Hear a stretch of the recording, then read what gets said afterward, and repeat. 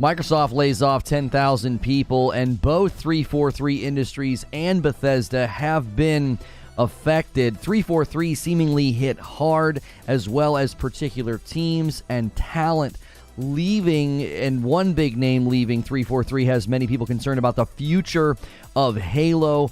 And in the midst of these layoffs, with only Bethesda being owned by Microsoft for about 2 years, many are asking the question, why is Bethesda included on the list? I'm going to break it all down for you very quickly. We've got tweets from former 343 employees about the situation, about the contracts, about so many of the things that we have covered on this channel and discussed with the nature of what happened to Halo Infinite. I'm going to show you those tweets. We're going to break it down. I even got an article from Stanford about layoffs. Are they effective? Is this actually going to be good? Is this even a great way to get a good result with respect to revenue and profit? Many people are going to say, well, the tech industry's doing this. Everybody's doing this. Okay, fine, but what will this do to these games? That's the big question. I'm going to put all of the information right here at the beginning so you don't have to go searching for it. That way, you can watch this beginning part, decide whether or not you agree with me, leave a comment. Make sure and hit subscribe and the bell button. That way you don't miss my content. I'm regularly streaming Monday through Friday, and that's a great way to make sure you can interact with me. So this does not bode well for the future of either of these titles, especially Halo Infinite. According to Jason Schreier, Microsoft won't share specific numbers, but several employees have told me that 343 Industries was hit hard. This comes in the wake of a long-running hiring freeze and a lot of contractor departures. Now, keep in mind, they did the hiring freeze after it became known that about half of the staff at 343 was on a contract, and the 18-month policy from Microsoft created a whole bunch of challenges. You're basically using an in-house engine, you got to bring people in and train them, and then 18 months later, they are leaving. And if half of your staff are on contract, that poses a significant problem. And if you do a hiring freeze, you're not replacing any of the people that were leaving. And they are now looking at laying off what were likely full-time employees, since the contractual employees will just sort of naturally fall off. The campaign team apparently got hit the hardest, according to Bloomberg and Jason Schreier. It sounds like 343 Halo Infinite campaign team got hit hard. In an email to staff, studio head Pierre Hintz wrote that, quote, "We've made the difficult decision to restructure elements of our team, which means some roles are being eliminated." Other sources are also corroborating this, that's who got hit the hardest. Lordsofgaming.net said, according to our sources, at least 60 people at 343 Industries have been laid off this morning from the Redmond, Washington-based developer. This is a significant portion of the workforce, which at its peak employed over 450 people. Keep in mind, that is at their peak. They're probably significantly below that now after all the contractual employees left, after the hiring freeze.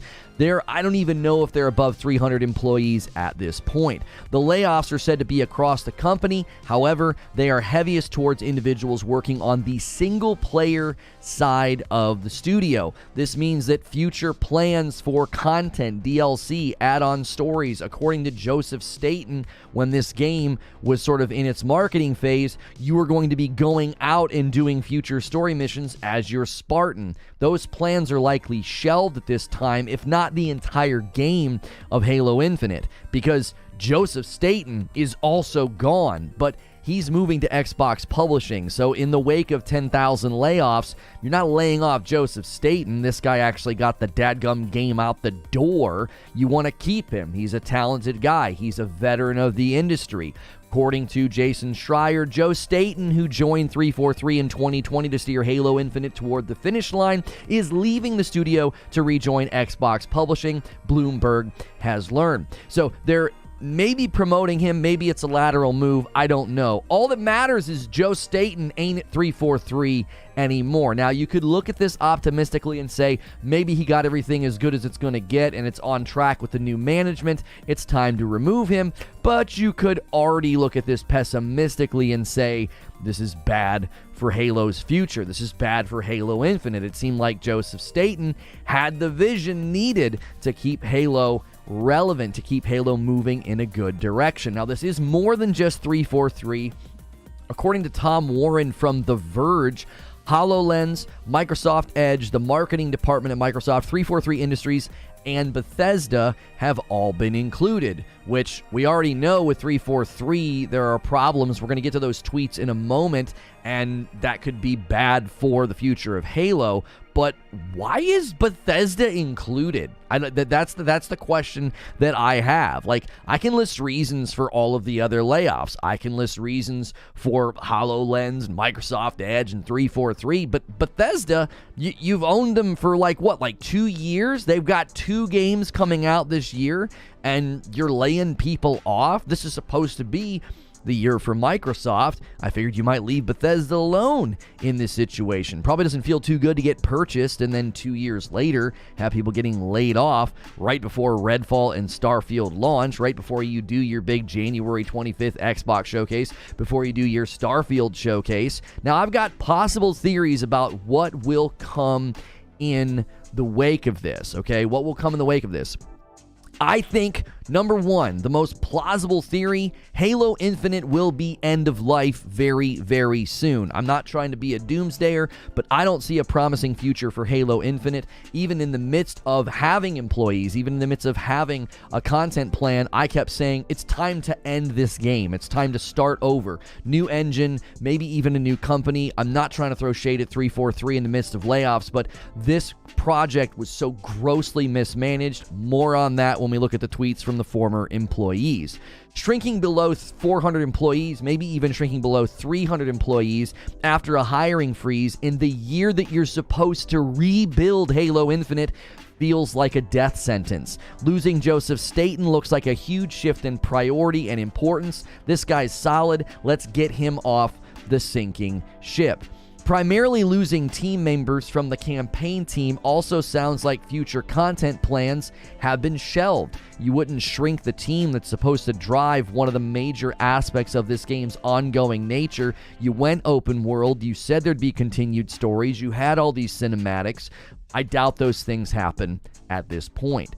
Tyler Owens, a build engineer at Apex Legends who formerly worked on Halo, had the following to say: "As a Halo fan, I'm really tired of Microsoft business practices and policies slowly killing the thing I love. Between the contracting policies they abuse for tax incentives and layoffs in the face of gigantic profits and executive bonuses, they set Halo up for failure." Now, he's not the only former employee to get out a bat and swing it at Microsoft, their contract policies, and the way that this franchise was handled. I'll read more of those in a moment. 343 at this point could be completely repurposed for quality assurance on other titles. Maybe the pending ABK deal, Activision Blizzard King. Maybe pending that deal, they say, listen, 343, you're going to be quality assurance on a Call of Duty or something. That was something my producer suggested a long time ago, and I laughed,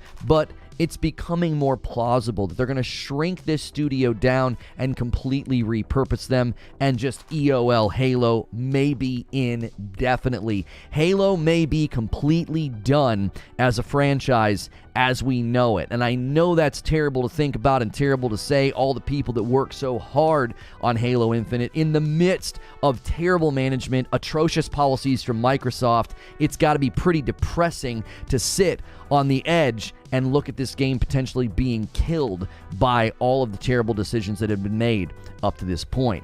The other thing that is potentially going to be happening this year is Starfield and Redfall are now on thin ice. All eyes will be on Starfield and Redfall, both to prove that Xbox is okay, but also to see if they can launch well after having layoffs. The promising reality is that both of these games were close enough to the finish line. This should be a minimal effect on the project. They should be minimally affected by this. This should not be a major deal for Starfield and Redfall. They're very close to delivery, so these layoffs hopefully will not have any reverberations within production or finishing the product. But this creates added pressure for them to carry the platform and the image of Xbox. 2023 is now a very strange year for Xbox. You have big titles and a potential big acquisition after Microsoft lays off 10,000 people, which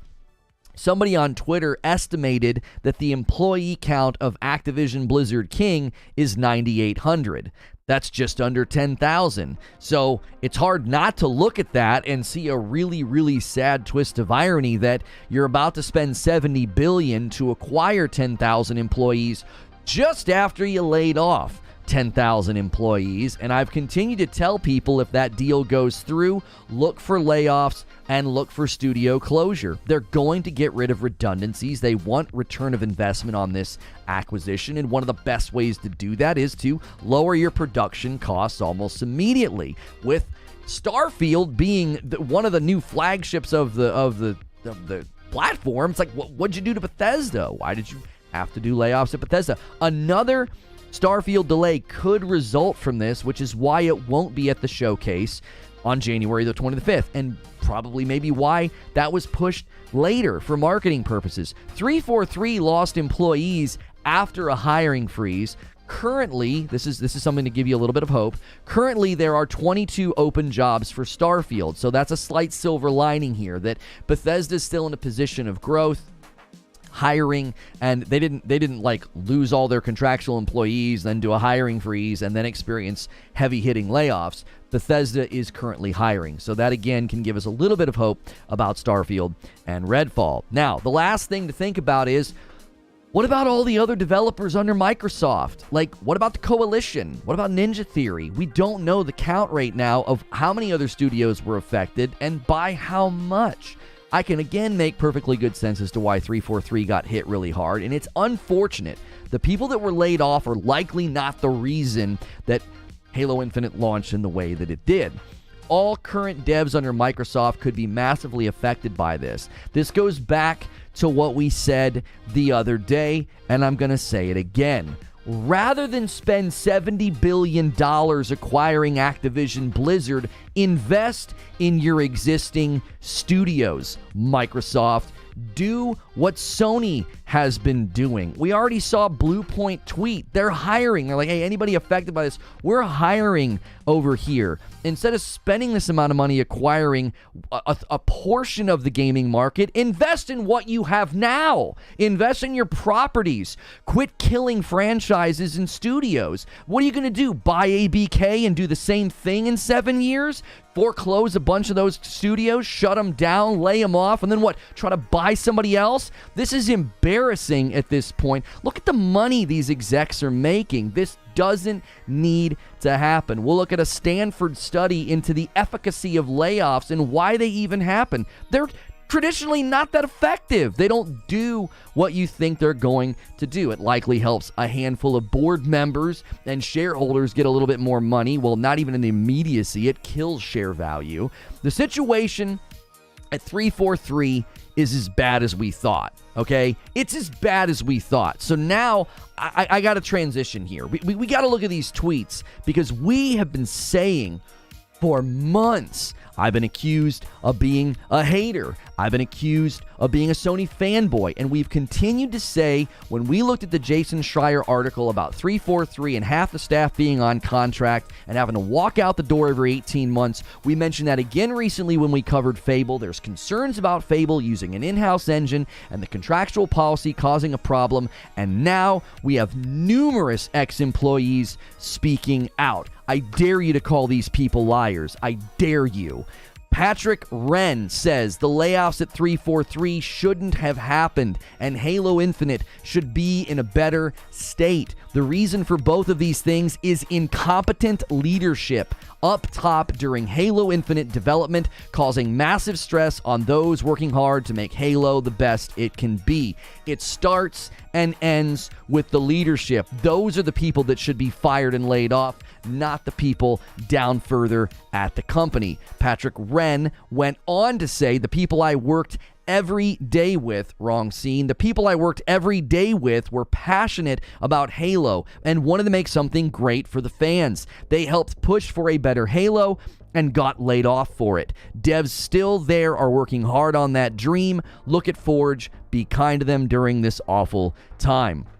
It's really unfortunate to see a great franchise, an icon, fall so far down the stairs, and it's leadership's fault. We have consistently said this. We've consistently said it's not the engineers, it's not the developers, it's not incompetency, it's crappy leadership and a horrible Microsoft policy about contracts. People start weighing in on the contractual situation. We'll get to that in a moment. Right here, this guy who used to work on the project, who used to work at the company. Don't forget the heavy reliance on contractors or vendors and the messed up system, though I know that's more Microsoft. I would have loved to stay on the team if I could have and worked my way up. Still one of my favorite jobs I have been at.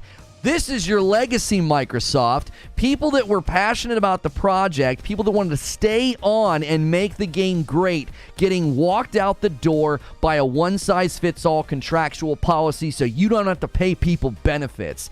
This is your legacy. This is why your games suck. Like, not holding back, okay? We've been preaching this for a while, and now the ex-employees are speaking out, and good.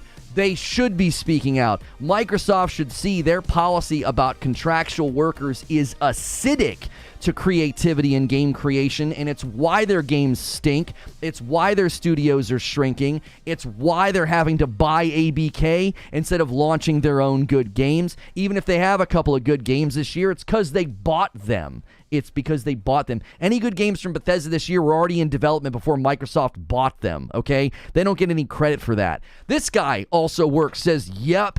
He's replying to somebody saying, the contract stuff is a whole other can of worms that pisses me off. So many amazing people and talent that just disappeared. We've been saying this. This is what Microsoft does to studios. This is what Microsoft does to property. This is what they do. That's what their policies do. You have people that worked on Halo Infinite finally speaking out. It probably kills them to watch this happen. They're all working at other companies now. Most of these guys, a couple of these guys are Respawn and Apex Legends, right? Here's another one. Thank you for speaking up about this. As someone who was in Xbox research and the Xbox ambassador team, I never feel like I can speak about my professional experience. Thank you for standing up. Gee, I wonder why those little developers that spoke out about the weakness of the Xbox Series S, I wonder why they went private on Twitter. You have somebody who worked in Xbox research and an Xbox ambassador team being like, I felt like I could never say anything. This is the beginning of the threshing floor for Xbox. They either come out on the other side of this better with policy changes and better practices, or they will die. There's no future for a platform that does this to their games. There's no future for a platform that does this to iconic, extremely successful franchises. There's no future for them if this is what they're going to do. All eyes on the ABK deal, all eyes on the Activision Blizzard deal. The regulators should be considering exactly what's being drawn out into the public right now. They should be looking at this and saying, should we let this company buy a portion of the market, because they don't seem to have a fantastic track record at this point.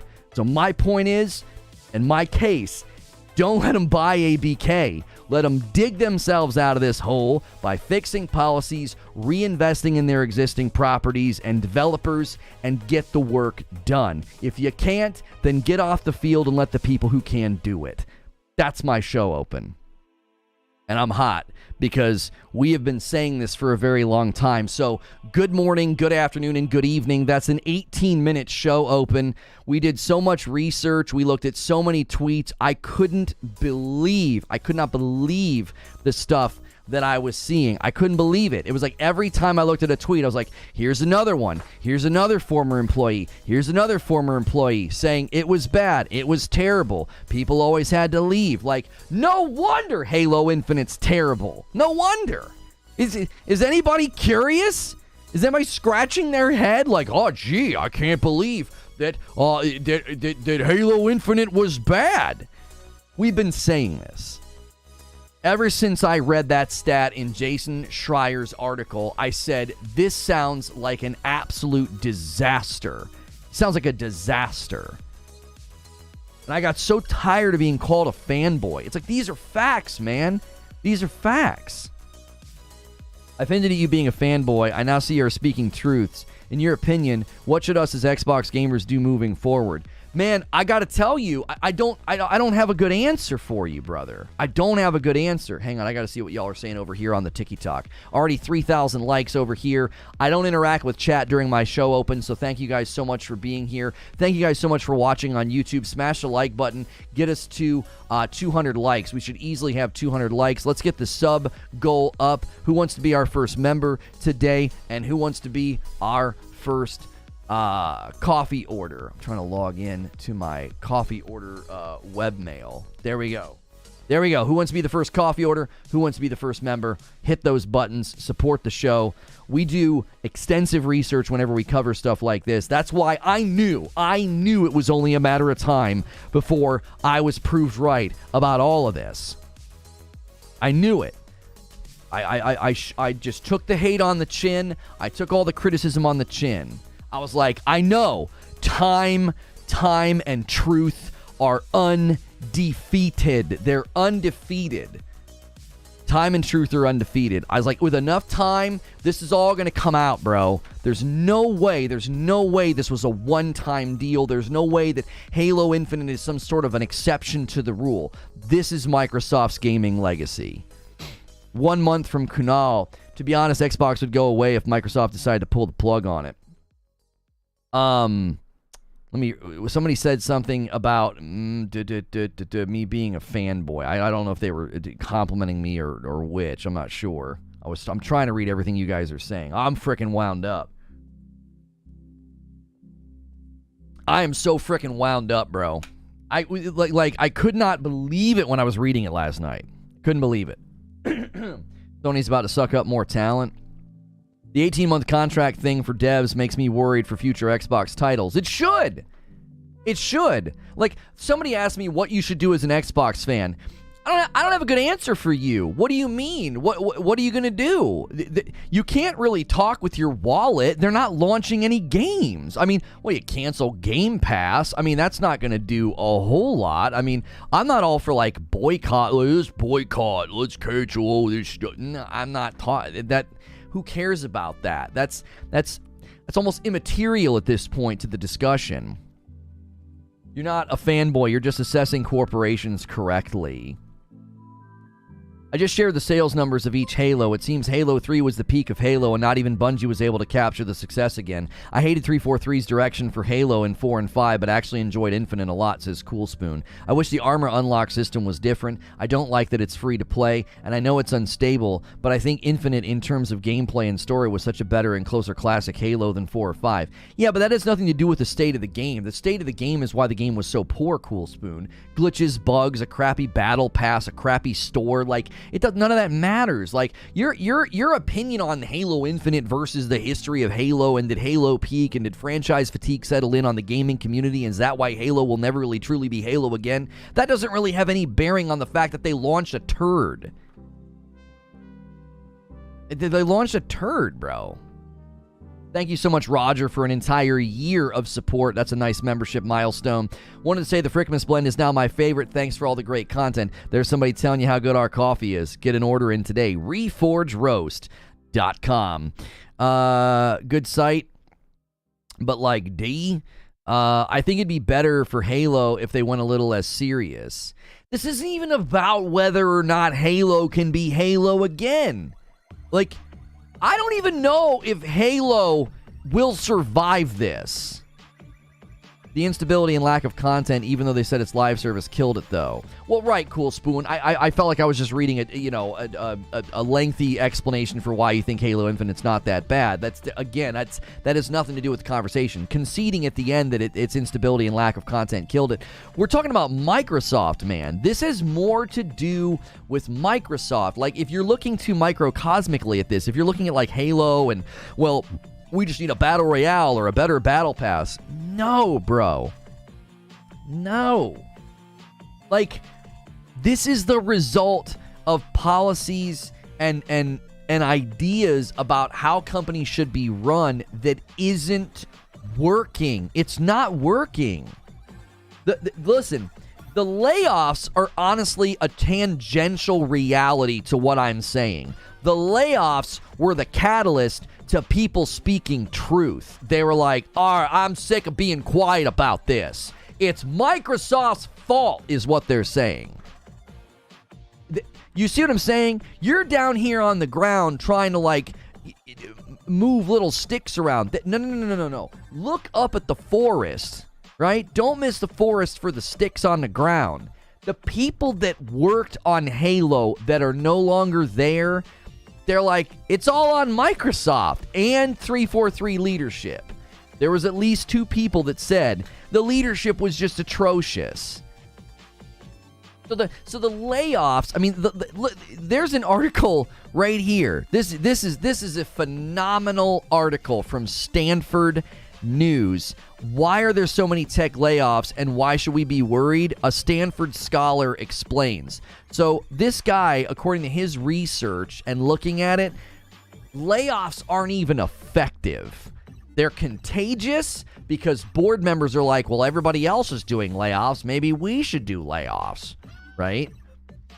And then he analyzes when Southwest refused to do layoffs and all the other airlines did do layoffs, and how Southwest flourished and grew because they refused to do what everybody else was doing. The guy said, listen, when this sort of thing happens, one of the best things to do is push. When your competition is retreating, you keep going, right?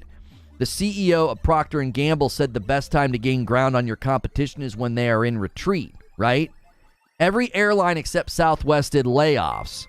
By the end of that year, Southwest, which did not do any layoffs, gained market share. A.G. Lafley, who was the former CEO of Procter & Gamble, said the best time to gain ground on your competition is when they are in retreat. When they are cutting services, when they are cutting their product innovation, that's the time. Like with layoffs, you know, you lose innovation and creativity with layoffs. You lose innovation and creativity when staff members are walking out the dadgum door every 18 months, Microsoft. James Goodnight, the CEO of the software company SAS Institute, has also never done layoffs. He actually hired during the last 2 recessions because he said it's the best time to pick up talent. You hearing this? This is another corporate level decision from Microsoft that I think is going to have detrimental effects on the gaming division. Detrimental. The talent will get scooped up and hired up by other studios. Hey, our first order of coffee, 2 bags of Frickmas to Kessel. Thank you so much. I don't know if I've ever had that name on my screen before for a coffee order. Thank you so much. Garrett Green hitting a 5-month milestone, laying off 10,000 people at the same time as trying to gobble up a $69 billion company. Chaos, thank you so much for renewing. Chaos Marks with a 343 tip through Super Chat. The truth comes out. It always does. It always does. Truth and time are undefeated. They're like trains that you can only slow down.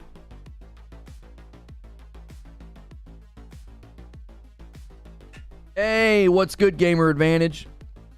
The glasses I think are going to be here Friday. Gamer Advantage is sending me some new glasses. They'll be here Friday. Today I'm wearing the Infernos. I think these are the most popular ones, right? Yes, Frickmas is the best, says Goddess. Thank you so much for that kind word over there. Listen, if you're tuning in for the first time ever to my show, I keep it safe for work. I get fired up. I get passionate. But I'm telling you, one of the reasons I'm so fired up today is we covered this so many times, and I always got told I was wrong. I always had people telling me I was being a fanboy. I always got told that every company does contract workers. This is not a problem. And now the truth comes out. The truth comes out. We're looking at a pattern. And when I covered Fable the other day, this was exactly what I was worried about. This is exactly what I was worried about. This is a company-wide thing. It wasn't just unique to 343. It's a Microsoft level problem. And I've continued to say whenever this has come up, I've said, listen, If Microsoft would just get rid of this rule for their gaming division, it would really, really help. It would really help.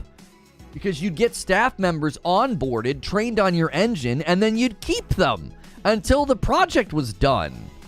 Something happening with Fable 4. There are rumors and leaks about engine trouble. They're using an in-house engine, and then people started speculating that there's going to be problems with the in-house engine training if they're continuing with the 18-month contractual rule. So Microsoft only lets contract employees stay on for 18 months, so then they don't have to pay them benefits.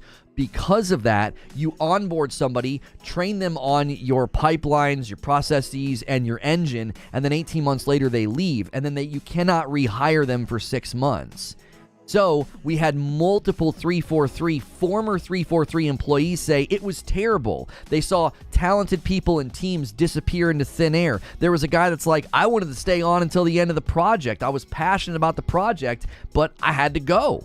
I had no choice. That's the problem. It's going to ruin the game. Right. So it's like, this means any studio under Microsoft's ownership has to abide by this.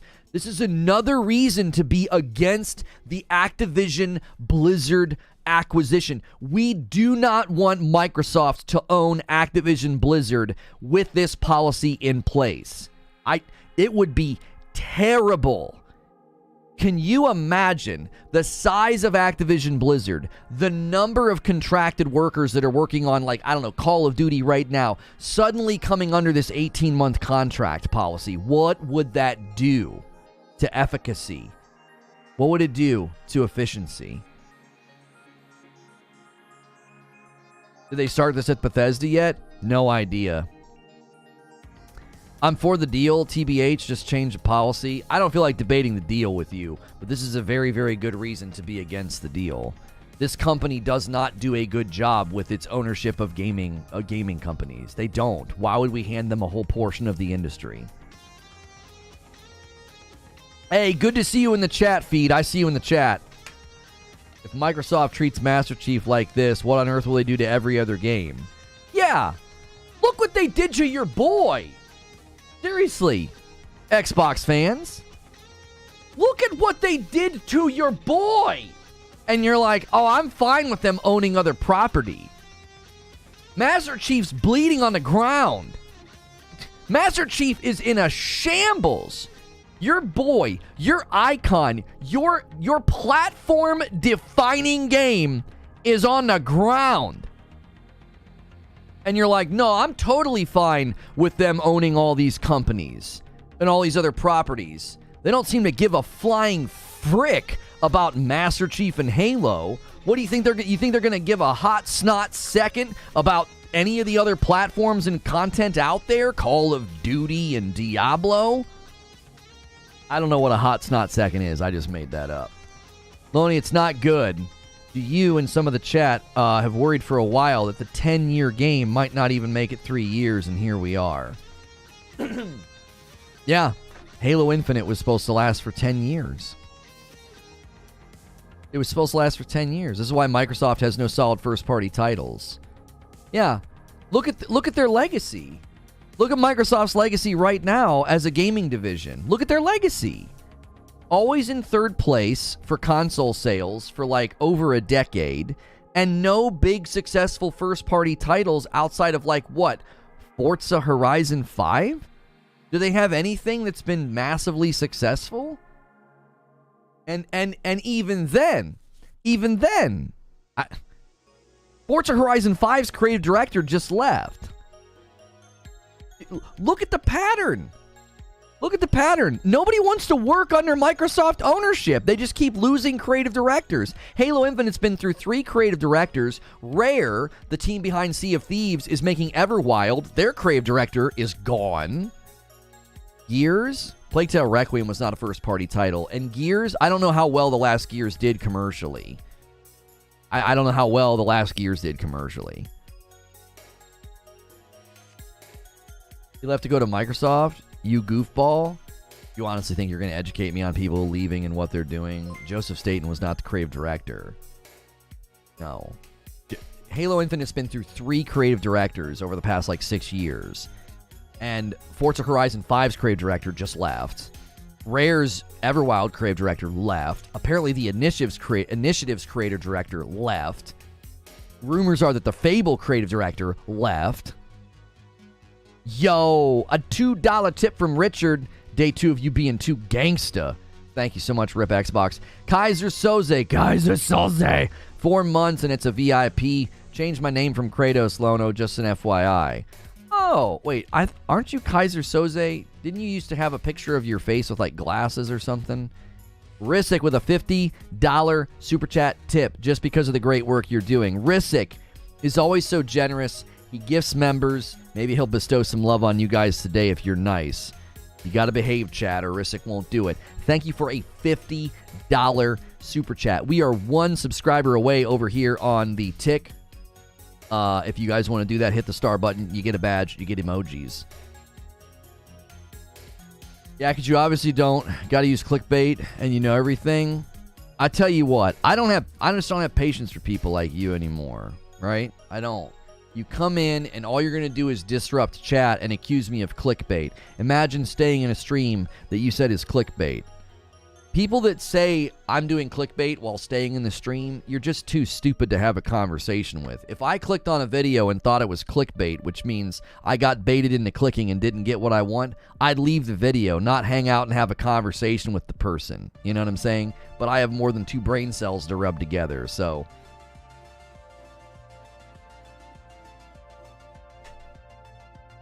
Clickbait as usual? Yeah, you can go too. You're not allowed to stay here if you can't just have a conversation. You're allowed to disagree with me, but if you're just going to accuse me of clickbait, dude, find somewhere else to hang out.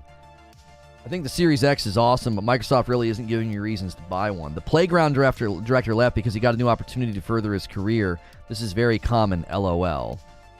Jake, listen. If one creative director leaves, do you honestly think I would mention that as a compelling reality? Right? You followed me for a while, right? You have a gold badge. Do you honestly think Forza Horizon 5's creative director leaving, I'm like, oh, it's a smoking gun? Or do I mention it in a long list of creative directors who have left from completely different teams and projects? You're saying his leaving isn't like the others? I'm glad that you know him personally and can speak for his motivations and why he left. We don't know why he left. All we know is there's a long list of creative directors leaving the company. Yes, his is different because Forza Horizon 5 has already launched, right? Or he was the director of 4. In any case, it doesn't matter. It doesn't matter. Forget that point. There's all these other creative directors that have left. Like, that was the point that I was making. You want to drill down on one director and argue that finer point? That doesn't prove anything. What about all the other creative directors? What about all the employees speaking out about it's terrible to work under the policies at Microsoft, right? Former 343 employees weighing in. The layoffs at 343 should not have happened, and Halo Infinite should be in a better state, right? The people I worked with every day were passionate about Halo and wanted to make something great for the fans. This guy, former employee, don't forget about the heavy reliance on contractors and vendors. I would have loved to stay on this team if I could have and worked my way up. You got a guy here passionate about the project and the job, and Microsoft's policy walks him out the door after 18 months. Right here, this guy, another employee, yep, agreeing with the first guy. The contract stuff is a whole other can of worms that pisses me off. So many amazing people and talent just disappeared. That's Microsoft's legacy of game creation right there. Like, if I'm Phil Spencer, I am on my knees at Microsoft corporate saying, you absolutely have to let us get rid of this policy. We need to be able to walk out into the public right now and say, we are reassessing our policies and our procedures with its effect and with respect to game development. It's time for a change. If I'm Phil Spencer, that's what I'm doing right now. Because I'm looking at Bethesda and all of its future games. Just think beyond Starfield and Redfall. Do you really want Fallout 5 and Elder Scrolls 6 built under this garbage? Is that what you want? You know what I'm saying? Joe Vivian's going to kick off the day with the first member every 25 members, and I have to gift 5 to the community, and it went to DSB Prime. That is a regular viewer here. Thank you so much. If I'm any other dev company, I'm upgrading my staff right now. They just gave Phil Spencer an award, too. I swear this guy's untouchable. The policy to keep people for 18 months is insane. Microsoft keeps laying off all their star dev teams. That's why. Exactly why they shouldn't be allowed to acquire Activision. Thank you. Thank you. Joe Vivian says, get those likes up. There's over 600 people here. We could easily have 300 likes. Guys, smash that thumbs up button. You guys are crushing it over here on the tick. We got over 3,000 likes. Keep smashing that screen. I don't think that Starfield is in as much trouble as Halo, but I think Starfield's in trouble. Yes, I do. Oh, I forgot to turn the scene switcher timer on. I think Starfield's in trouble. You guys like my Black Panther shirt? Comes from 80s Tees, just like all the other shirts I've worn this week. Listen, on the cusp of launching and having layoffs, that's concerning, man. That's concerning. Because you talk about ongoing support, you talk about updates, patches, DLC, any of those things. Bro, I know that Starfield and I know that Redfall are literally right there near the finish line. So, not nearly as much trouble. Hey, Cardoc Ren is going to be one of the first red badges in the wild. 24 months of membership, 2 years. Keep up the good work and love to you. I'll keep up the good work. Love to you and the fam. Thank you so much. And that's a member VIP. King Sovereign with 4 months of membership, and it's a member plus. I think part of this could be just because of a slowdown. The tech industry made bank during the sicky. It appears that the growth is stopping. Hey, thank you so much for sending 5 fires over here, Jordan Wilson. I appreciate that support. Did we get our 10th subscriber over here yet? I don't know if we have or not. I have it set to 10. No, we're still at 9 out of 10. I literally read a Stanford report this morning and research looking at layoffs. They actually don't help. They don't. Like, historically speaking, this guy talks about it. Oh, where is it? He talks about so many ramifications from layoffs, right? He calls it a social contagion. The tech industry layoffs are basically an instance of social contagion in which companies imitate what others are doing. If you look for reasons for why companies do layoffs, the reasons is that everybody else is doing it. Layoffs are the result of imitated behavior and are particularly evidence-based. I've had people say to me that they know layoffs are harmful to company well-being, let alone the well-being of employees, and they don't accomplish much. But everybody is doing layoffs, and their board is asking, why aren't we doing layoffs? This is research-based conclusions, by the way.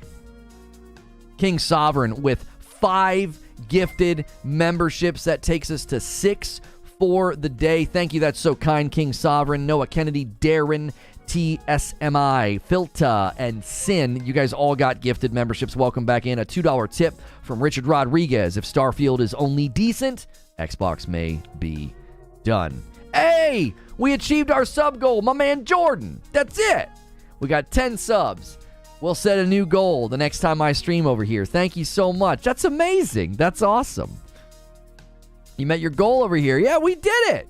We did it. Thank you so much, Jordan. That's so kind. That really helps us continue to stream on both platforms. Your chair looks amazing. I need people to tell Mavix to work with me, man. Come on. They literally have this chair. I want to work with them. I can't get their stinking their application process to go through. Come on, man. Promote your chair every day in my stream. They're super comfortable. I love high back ergonomic mesh chairs. They're super comfortable and good for your back and posture. There you go. You get a little sub joystick next to your name. We can go past the goal over here, by the way, if anybody else wants to do that. Hey, Mavix, work with Lono. There you go. I tried. There's nothing about Starfield that says system seller to me. It looks all right. You muted me yesterday, and I just wanted to say, I see why you only have 30 viewers. Bully. Oh no. Maybe Microsoft just want the whole console market. They might see streaming as the future. I don't know about that. Which chair? Mavix. Mavix. They basically make this chair in multiple different colors. So you can customize what those sub buttons say too. I made it say sub. I couldn't see. I don't. What would I put there with 4 letters is what I thought. You know what I mean? I don't know if you're still talking about it, but at least Halo is more alive than Gears. What do you mean? The Gears team Coalition went nose down to port all their assets to Unreal 5 for the next Gears game. Like, what do you mean? They don't have a game out in the wild right now. You know what I mean? Can you imagine a person walking to a house party of 30 people and saying that? So lame. Or forgetting that I'm also streaming on YouTube to 656 people. Anyways, Doom with a $5 tip through Super Chat over here on YouTube. Lono, we are arguing against shareholders in Microsoft corporate. They will kill Xbox before they change. They should leave gaming to Sony and Nintendo. Thank you for the $5 tip through Super Chat. I want to see that red badge in chat. Who was that again? It was Cardoc Ren. Cardoc Ren, talk in chat. Let's see that red badge, brother. Let's see it. I only got to see it in your re-up message. Agree with Doom. Wheezy says, "What an interesting day." I'm telling you. It feels good. It feels good. It does. To be vindicated again on things that we've been saying. Right there, it is. Red badge hype. Look at that badge. That looks so sexy. That's for 2 years. If you're a member here for 2 years, that's what it looks like. That is really nice. Jericho says, Bethesda laid off a lot of community managers and PR marketing roles from a few people I've seen posting on Twitter. Most likely a bunch of duplicate. Right, Jericho. I only put Starfield on the thumbnail because let's think about this from another perspective. Thank you, MickD09, for an entire year and Member Plus. Says road to 100K.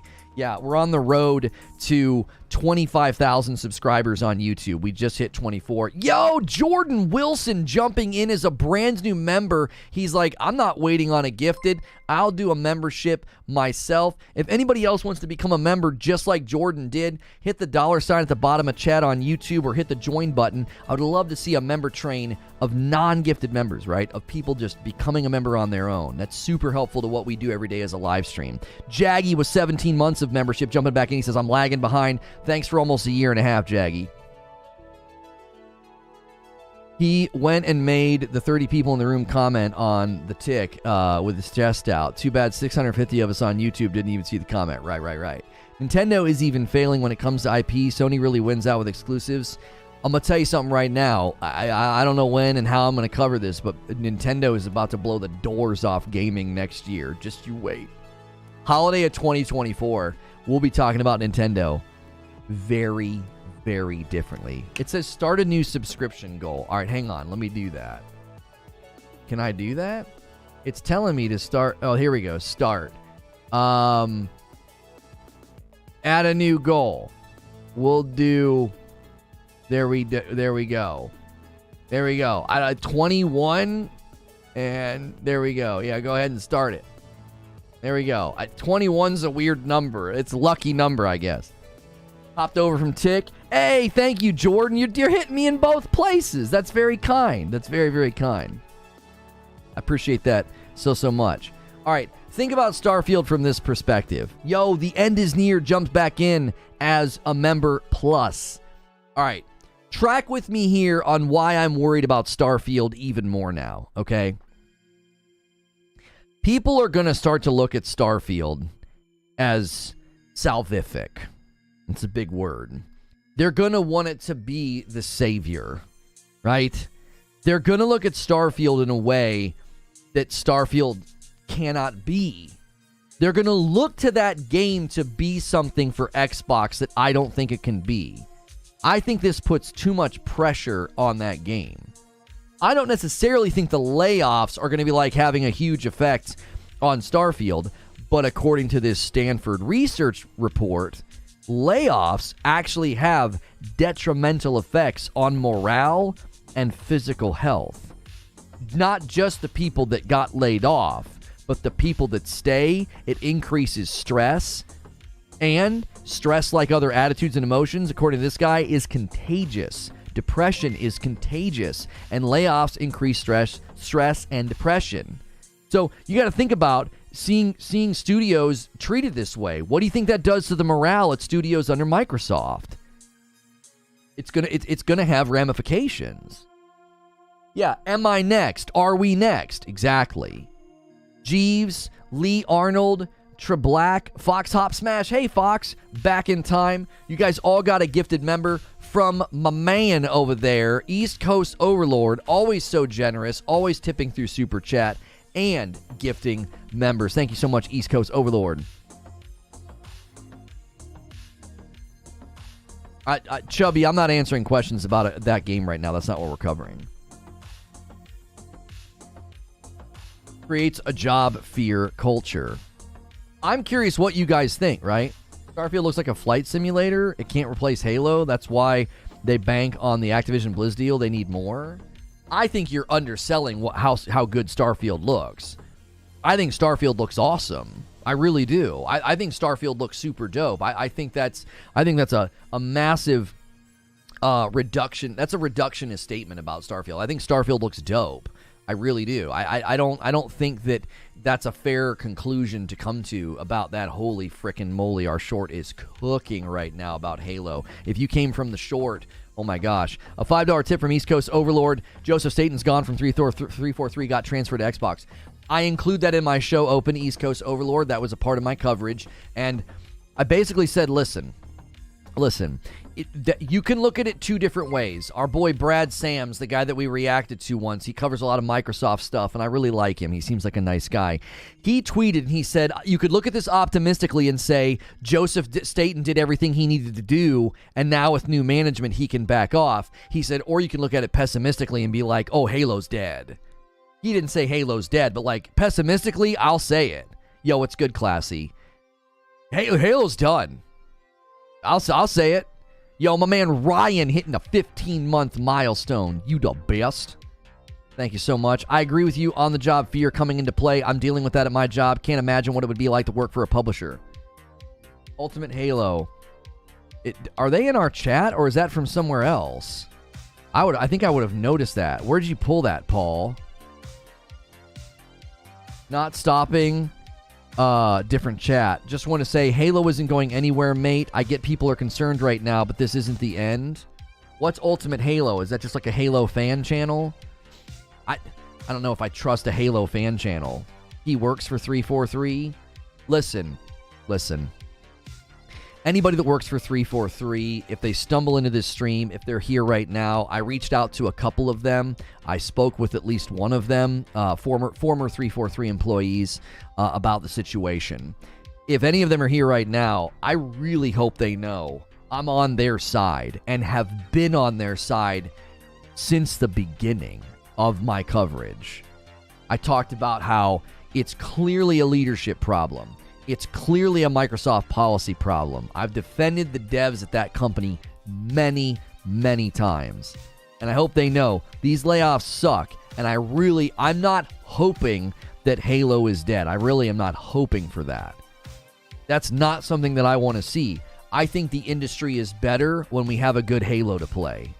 I think the industry is better when we have a strong Xbox presence. I think that's better for the gaming industry as a whole. So I don't know if any of them wandered in here. I let a couple of them know I would be covering this. I interacted with a few of them in DMs as well as tweets.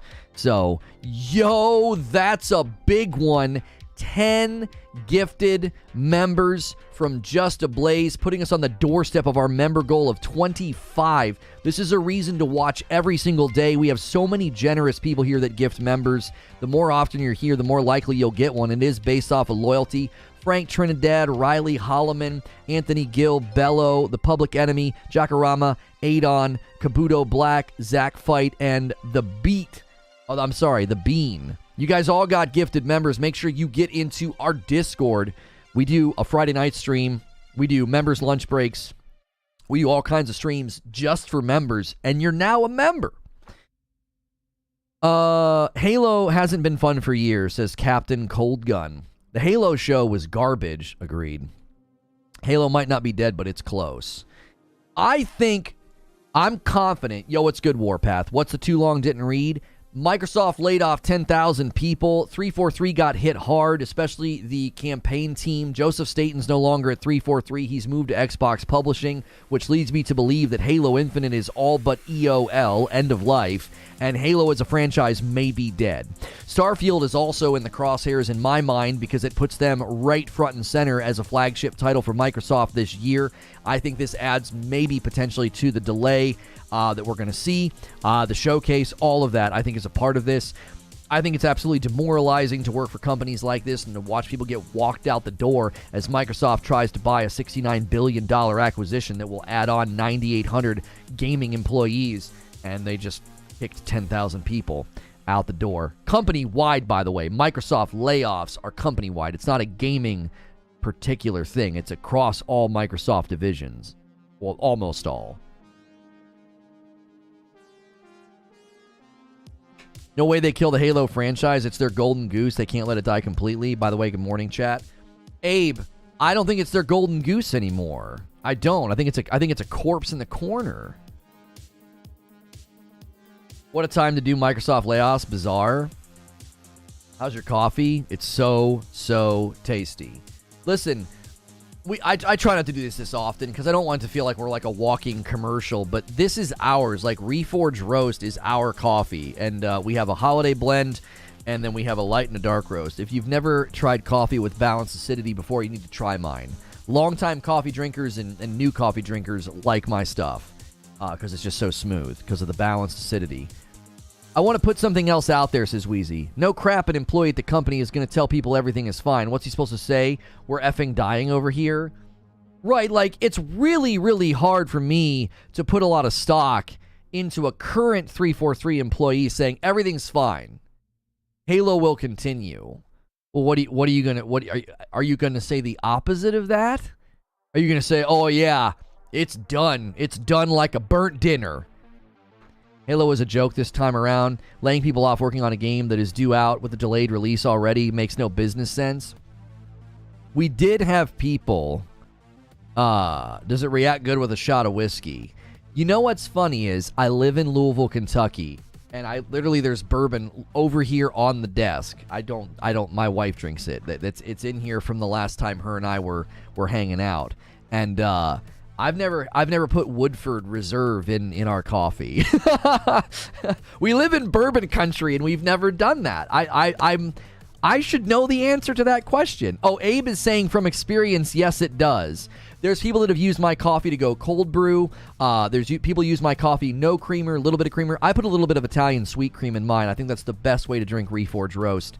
You can check out all our flavor profiles at reforgeroast.com. Do it. I'm not going to do it this morning. No way. It's 10 in the morning. I'm not putting a shot of whiskey in my coffee. Buffalo Trace bourbon cream is a must. Oh, I didn't consider that. Like bourbon creamer. Ooh. Halo is done. Everything has its time. That's my general thought on this. Right?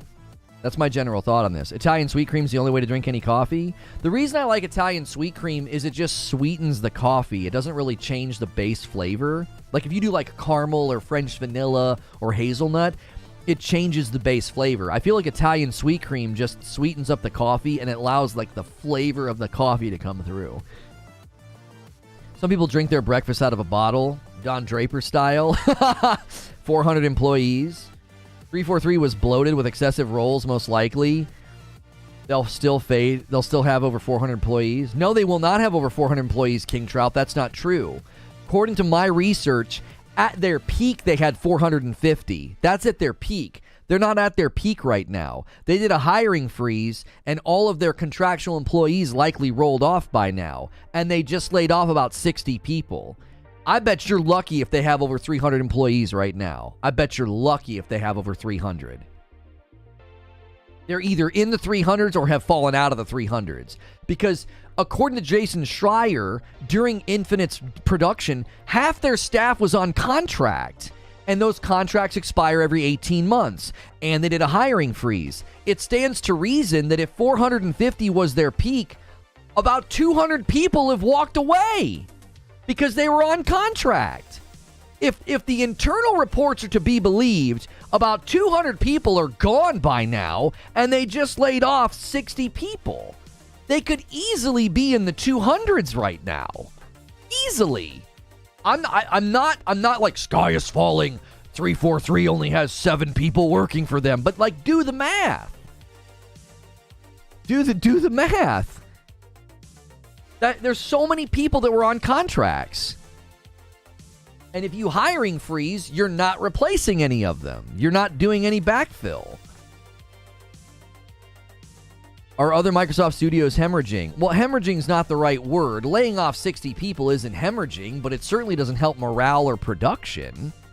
Hilly says, I'm done with Microsoft. I dropped the Game Pass last month. Haven't booted up the Series X in over 3 weeks and likely gifted to a family member. Will only use PC as a platform, and hopefully Starfield's a good game, but the fans of Xbox can no longer ignore the mismanagement of their game studios. I don't want ABK deal to go through. I don't trust them with Diablo, and next Christmas I'll be getting my kiddos a new device which takes them off the Microsoft platform. Likely a Steam Deck. Rant over. Microsoft sucks. Certainly feels that way. Who's mentioning me down there? Oh, change my name. Okay.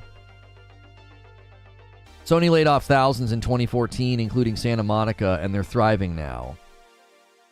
That was a decade ago, Cliffo. So are you telling me what we got to how long do we got to wait then for Microsoft to figure it out? How long? We've been told the wait is over. We've been told it takes a long time to make games. We've been told, listen, man, this is the time. This is Xbox's time. Okay, did you just restart the clock for Xbox's time? Like, what, we got to wait 7 or 8 years after this for things to get back on track? Also, there's research-based evidence that points to layoffs not being effective. There's research-based evidence from Stanford that I looked at this morning that points to the contrary. That layoffs are ineffective, that not doing layoffs when everybody else is doing layoffs can help you thrive like it did with Southwest, the airline that refused to do that, and they thrived because of it. You're right, hemorrhaging's a bad word. Should have said purging. Yeah, I don't know how much other studios are affected, Tyler. In my show open, I've been streaming for about an hour, but I did a show open with like a monologue, about a 20-minute monologue. I said that. I said, we don't know what's happening to the other studios, the Coalition with Gears, Ninja Theory with Hellblade 2. We have no idea what the status of the other studios are. 10,000 employees company-wide is a lot. I'm certain almost every studio had to let people go. I'm certain. Microsoft probably approached every single studio and said, we need you to impact our bottom line production costs by this much. You got to get rid of X number of people. Smaller studios got to get rid of 4 or 5 people. Larger studios get rid of 50 to 60. It's probably something like that. Probably is what I'm saying. Microsoft's a $2 trillion company. Sony isn't. Yet Sony has outshined them when it comes to games and quality. One has passion for gaming, the other IDK. Yeah, that's what kills me in this discussion. Everybody wanted to talk about, remember last year? Do you guys remember last year? Every time these discussions came up, what's good, Nitro? Every time these discussions came up, it was, oh, Microsoft, Daddy Microsoft's got so much money. They've got deep pockets, Big Daddy Microsoft. What's wrong with Big Daddy Microsoft now? Laying off 10,000 people and not getting games to market. I'm gonna make Goddess. Can I make you a moderator? Translate? No. How do I make you a moderator? You're being so helpful over here. Manage.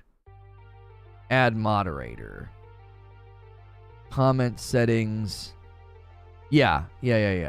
Confirm. There you go. All right, Goddess. You can like mute people if they're being nasty if I'm not catching it. You're being real helpful over there, so it's probably good to have like moderator presence on the tick. Deep pockets, yes, but not unlimited. $1 trillion company laying off employees. So much for a company that big. That's what I'm saying. Most lotto winners go broke. Money means nothing. Goddess has evolved. Yo, what's good? Hey, if you guys are watching over here on the tick, I appreciate it, man. We are a daily, highly interactive live stream. I also stream on YouTube under Reforge Gaming. Those of you watching on YouTube, thank you for being here. Almost 700 viewers. Smash that like button. It helps more people find the stream.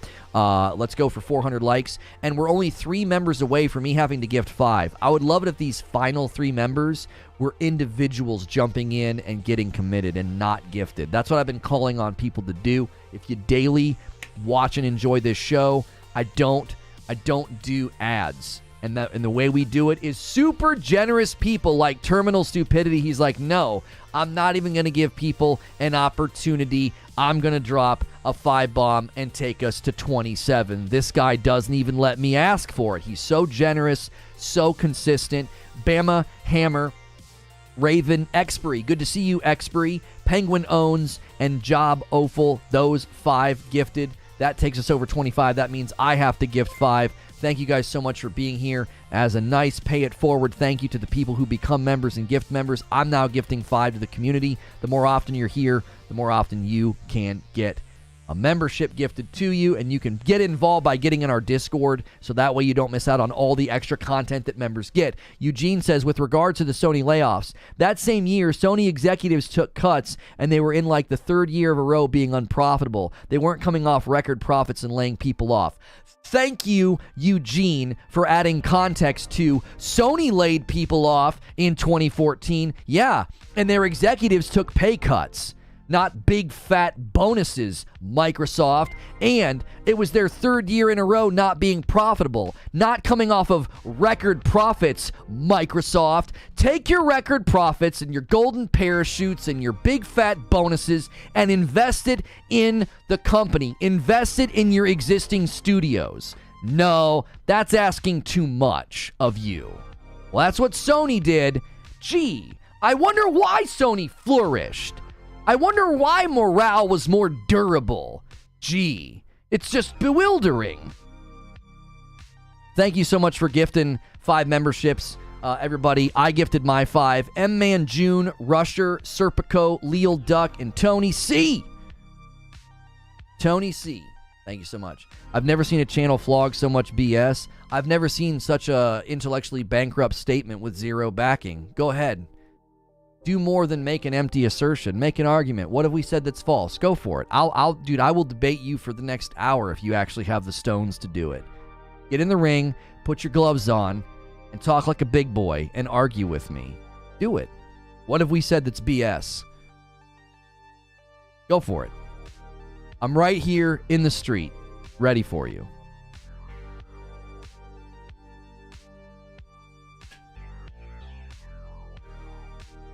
PlayStation laid people off last year and the year before that.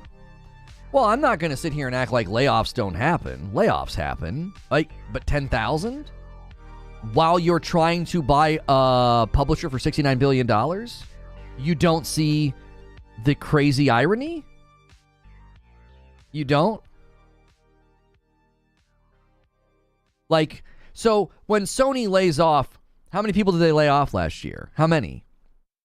Because they reinvested in Insomniac and Guerrilla and Santa Monica. All those studios grew last year.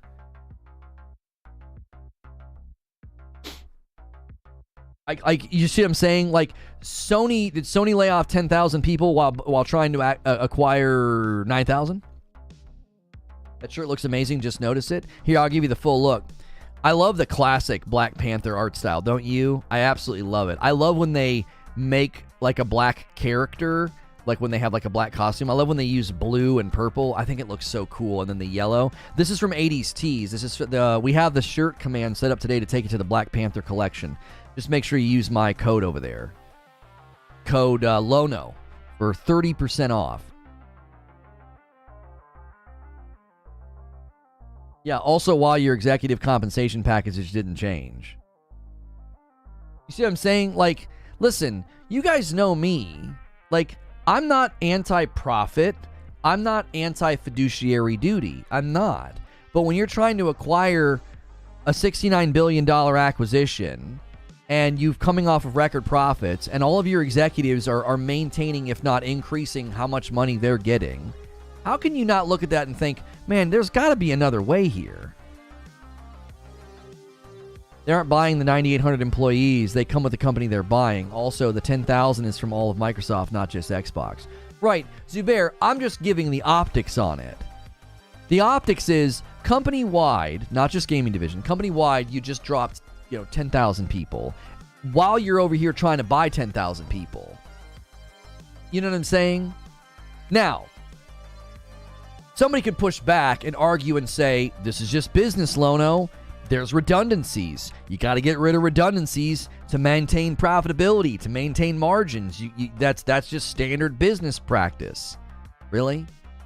So the research-based evidence from Stanford that says that this level of layoffs are actually not effective and actually harm the bottom line, and traditionally we can look at multiple times this happened where it did not help the companies that did it, and it's imitated behavior. It's a social contagion. It's not something that is done in a way that's based off of evidence and research and, oh yeah, well, it's going to really help us.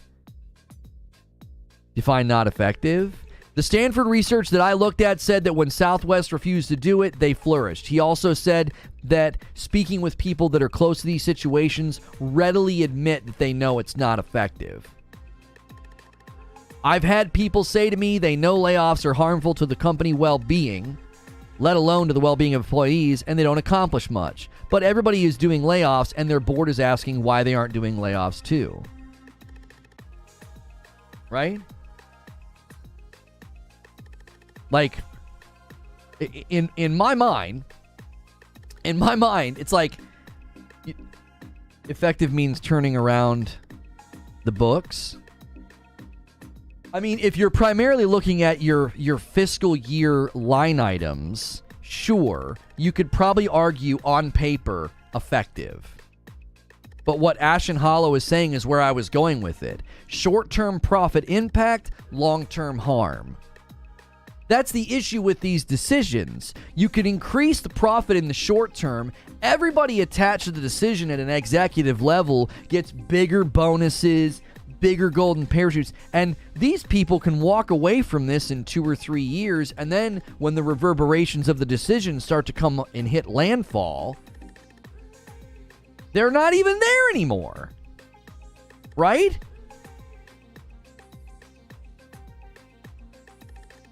Yo, you got stickers. There you go. Yeah, my son was doing that. He was using stickers to make pictures. Look how creative he is. Isn't that cool? Halo is dead since 343 took over. Look at the track record of Microsoft products outside of Office and Windows. Most fail. You think Forspoken's going to flop? I mean, we're not really talking about Forspoken. I already covered that in another stream. That's off topic.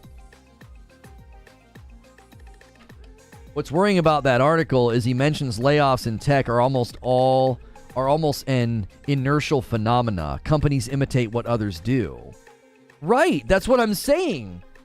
That's exactly right. He says the tech industry layoffs are basically a social contagion in which companies imitate what others are doing. Like, it's not like, oh yeah, we've got to do this. It's board members saying, hey, why aren't we doing that? We'll see immediate margin bump. It's such an easy way to bump your margins.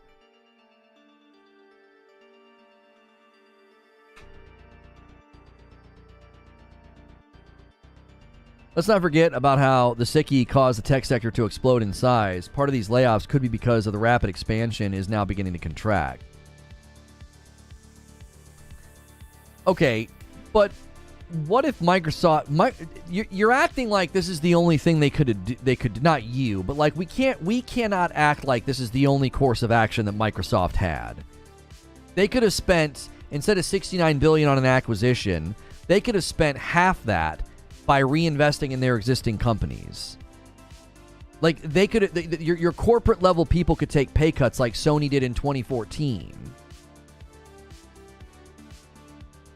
I've always found that funny. With severance, isn't there a huge payout along with the layoffs?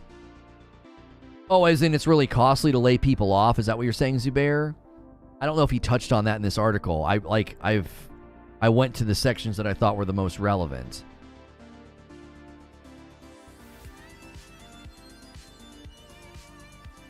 Yes, yeah. So layoffs are costly on another end as well. It hurts morale, it hurts productivity, and it's friggin' expensive. If Forge and Co-op was released with Halo Infinite, it would have been a better success. Yeah, I don't think that's the argument. I think Halo Infinite is in the state that it's in because of Microsoft policies. I think that's undeniable at this point. I don't think you can look at the scenario and be like, oh no, this is because they left out Forge. They left out co-op. That's why Halo Infinite's in such a bad state. No. It's in a bad state because they had terrible policies in place that completely harmed the creative process. Ala Park coming in with a 5-month membership renewal. Great milestone. People gave me so much pushback when I talked about Microsoft 18-month contracts. I remember the day it clicked for you, Lono. I could see the light bulb. Stop being such a bee about Halo. Says... Wait, are you accidentally typing in my chat instead of your personal journal? Your name's Halo Fan. Are you writing that to yourself in your personal journal? Like you're typing in my chat right now. Was that an accident?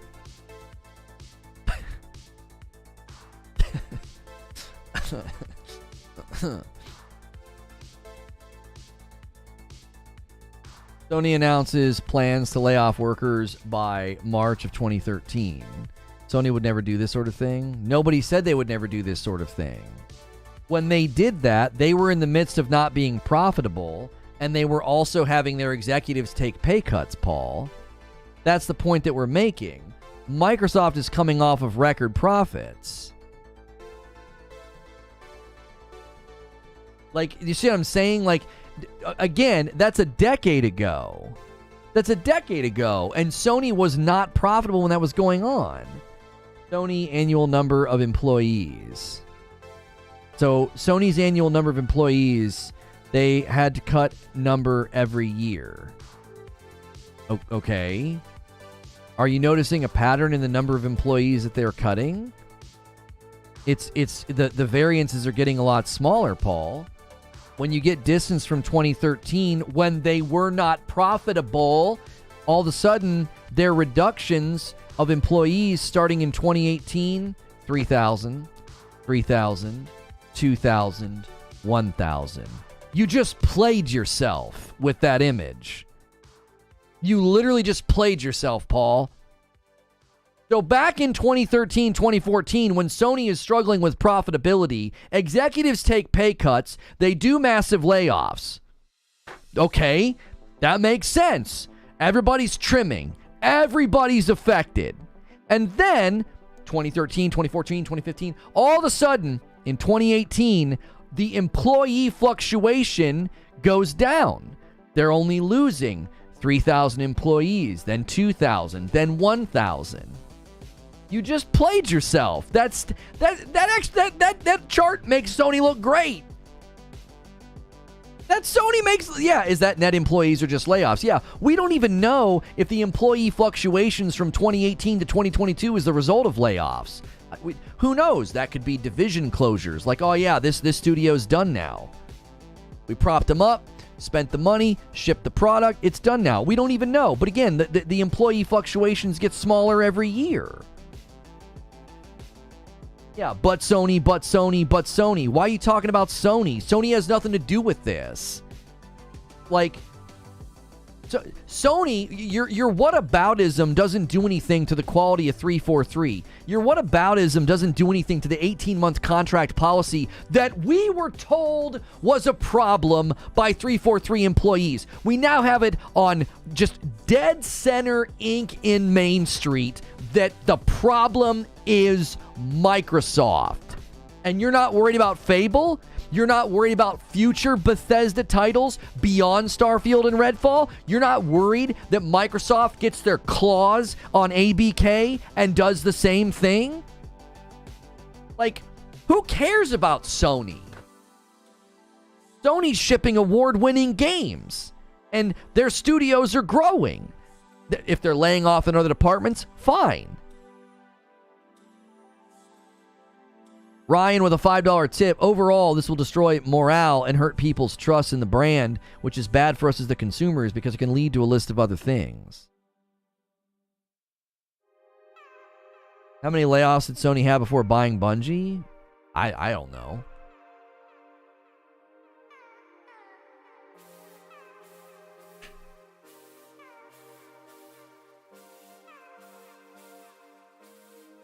Yeah, look at that. Look at how it tapers off, Fuzzy. Look at how it tapers off. Like, their employee shrinkage every year has gone down since 2018. They lost the most in 2013. Then they consistently lost employees every year. They gained employees in 2017, which likely led to the bigger drop in 2018. And then after that, it's been less every year. Sony Studios right now are offering jobs to the 10,000 devs. Yeah, I don't know if I'd be comparing to Sony right now. I don't know if I would be doing that. Sony's in a real nice spot, and they're going to scoop up a bunch of talent from this nonsense. They're going to scoop up a bunch of talent from this. We all knew 343 was going to be cleaning house eventually. Of that 10K, do we know how many were in the gaming division? Jake, we don't know how many were in the gaming division. We know approximately, according to sources, approximately 60 employees. The campaign staff got hit the hardest. Apparently 343 got hit the hardest in the gaming division. So that means most of the other companies didn't get hit as hard, if the sources are to be believed. A $2 tip from my man Tafari. Bro, why do you think they do this now? I mean, isn't their goal to win the fight with the FTC? Yeah, if I'm a regulator and I look at this, I'm thinking, what the frick? Like, do you think this weighs at all? Right? Does this weigh in at all in the scheme of, like, should we let them buy ABK?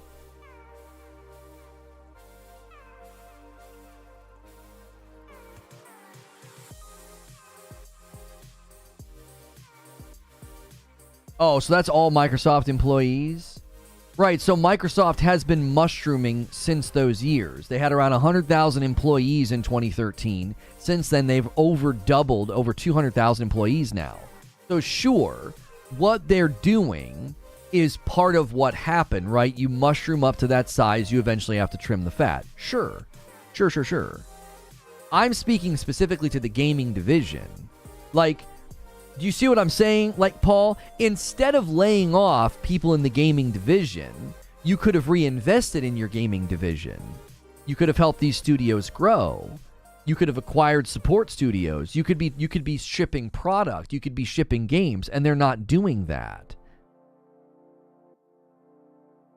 So, sure, Microsoft as a company has doubled in size since 2013, and a natural thing that will happen when you grow that fast and that large, you're going to end up having to lay people off. It is important. It is an important perspective to be like, listen, 10 years ago, Microsoft had about 100,000 employees. They now have over 200,000. So laying off 10,000 people, I mean, think of the jobs they've created in since then, or maybe not jobs they've created. Think of the jobs they've filled. That's a big deal for sure. It's not Microsoft evil. It's Microsoft is mismanaging their gaming division, and that doesn't seem to be, that this isn't going to change that. A $2 tip from Raymond. In your opinion, is Microsoft in trouble? No, Microsoft's not in trouble. No. A 220,000 employee company dropping 10,000 staff? No, they're fine. Microsoft literally over the last decade has doubled in size as far as their staff goes. So no, Microsoft's not in trouble. I'm looking at the gaming division and being like, mother frick, like, Halo's dead. You murdered Halo.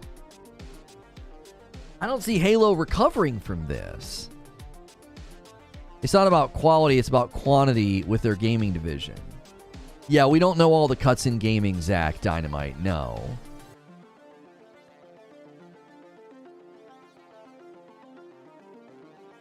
I gotta push back on this connection to the purchase you keep making, Lono. Maybe optics, but no legal concerns whatsoever. I was genuinely asking that question, Zubair, like, will the regulators care at all? Like, do they look at that and consider that a part of the discussion? If they don't, then yeah, I mean, I was genuinely asking as somebody who's not educated, like, are the regulators gonna say, hey, whoa, like, you're over here trying to buy ABK, what's going on over there, right? If it has no legal bearing, then I was genuinely asking out of curiosity. Is there grounds for regulators to be like, what in the heck's going on over there? Their only concern is, how does this affect the market? Sure. They don't care how Microsoft pays for it. I mean, I guess the question would be, Zubair, if this has ramifications on the gaming market and on the gaming property that Microsoft brings to market, do you think there's any interest that the regulators have in protecting ABK from the buy? Right?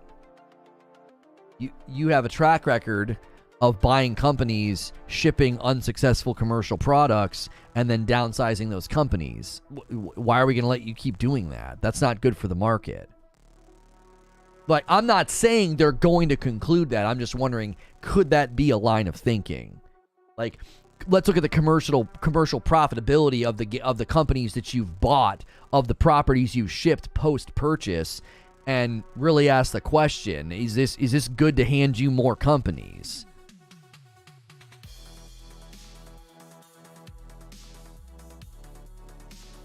Gaming recession proof? It's happened. Today I was laid off from Bethesda Softworks as a result of the Microsoft layoff, so I'm now back on the market. It's been an absolute ride. I'm looking forward to what's next. A senior designer on Halo Infinite also confirmed he'd been laid off, along with the video producer who was community manager for The Elder Scrolls Online. I'm not trying to be insensitive, but losing video producers at 343 is not going to have an effect on Halo. I mean, it can have a tangential effect because of the morale of losing your buds, right? Certainly.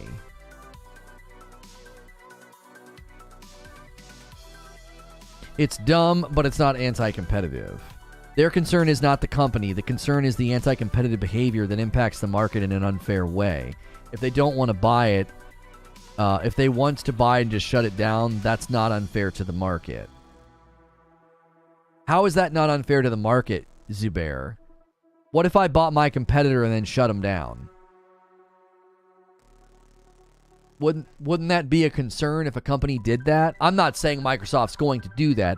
I'm just thinking, like, thought experiment here. Isn't that anti-competitive if you're bigger than your competitor and you buy them and shut them down? Why you want to buy this company? We want to shut them down. Go right ahead. Like, that does happen if they're your direct competitor. No, that's business? I'm pretty sure that's not business. Sorry, assuming no anti-competitive effects. No problem with buying and shutting them down.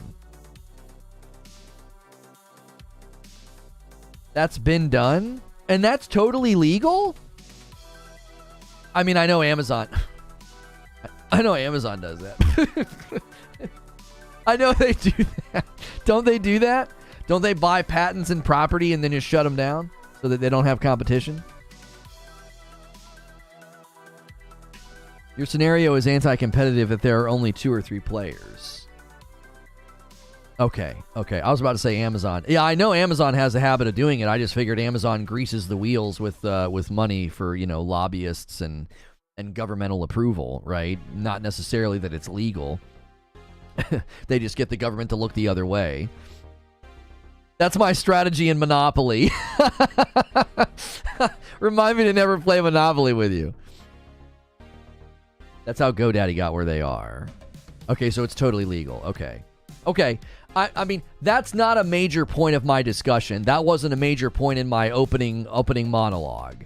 That was not a major point to be like, oh, this is going to have a huge effect on the acquisition. I was primarily focusing on 343 and Halo and the legacy of Microsoft being people saying, I wanted to keep working on the project. We wanted to ship a good game, and we couldn't do it.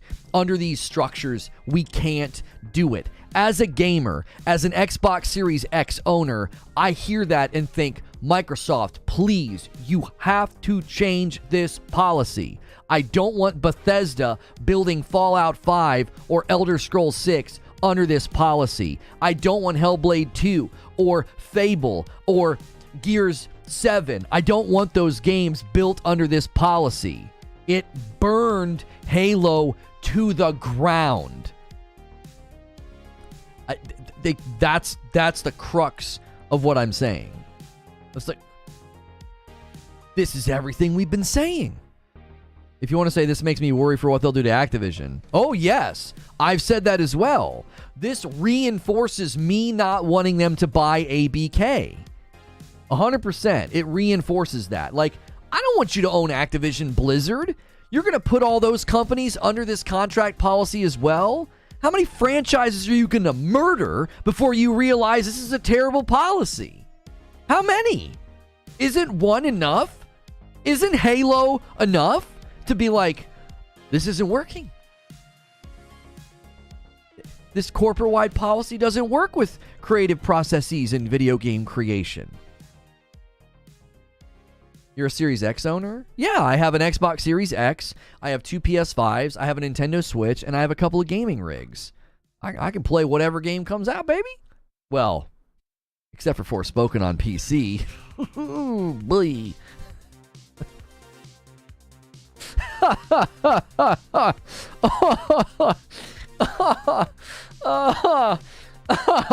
I almost missed the zoom button for that one. Oh my gosh, frickin' Forspoken. Holy F. Why not? Have you seen the Forspoken PC requirements? I'm so clipping that. We need to have a clip it competition. Clip it and ship it is what we'll call the segment. Clip it and ship it. Who can get the best clips of me being an idiot? East Coast Overlord with a $10 super chat tip. I have a friend whose entire job is to make tools to help make Call of Duty. He told me he'll be looking for a job if the acquisition goes through because he assumes he's getting cut.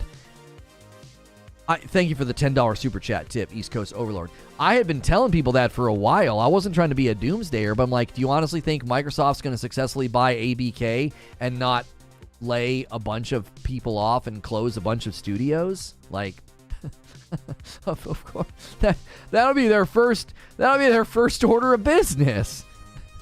Their first order of business will be to let some folks go. You know? Like, come on. Come on. They'll eliminate redundancies immediately. And that's not because it's Microsoft. That's just par for the course after an acquisition. It takes time to train on a new system and then implement your own ideas.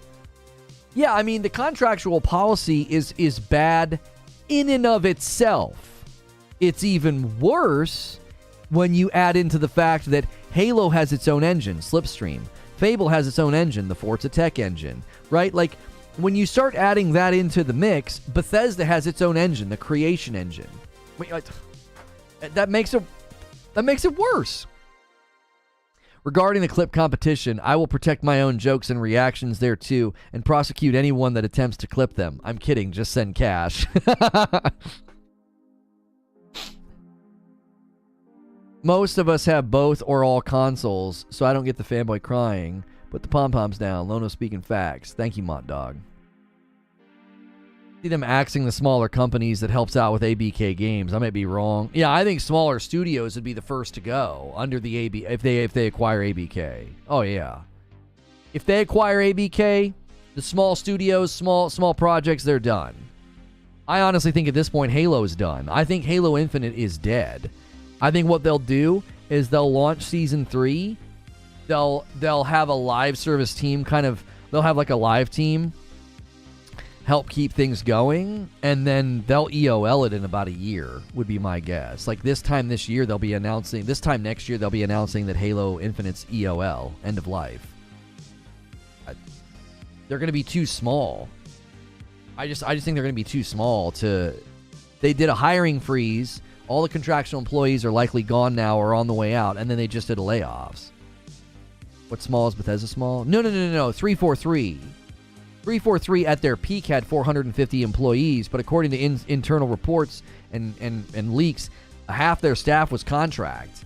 And if half their staff's contract, that means roughly 200 some odd people are already gone by now or on their way out, because you can only be under a contract under Microsoft for 18 months. They did a hiring freeze, which means none of those people have been replaced, and then they just laid off about 60 people. So they're around 300 or so employees, maybe less at this point.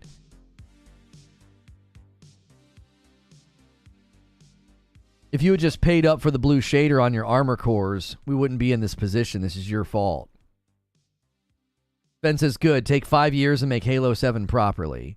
Forspoken's the only game that justifies the i9 processor heat fest and $3,000 graphics cards, and even with then, cross your fingers. Right. There's less than 4,000 people playing daily. Yeah, Infinite's done.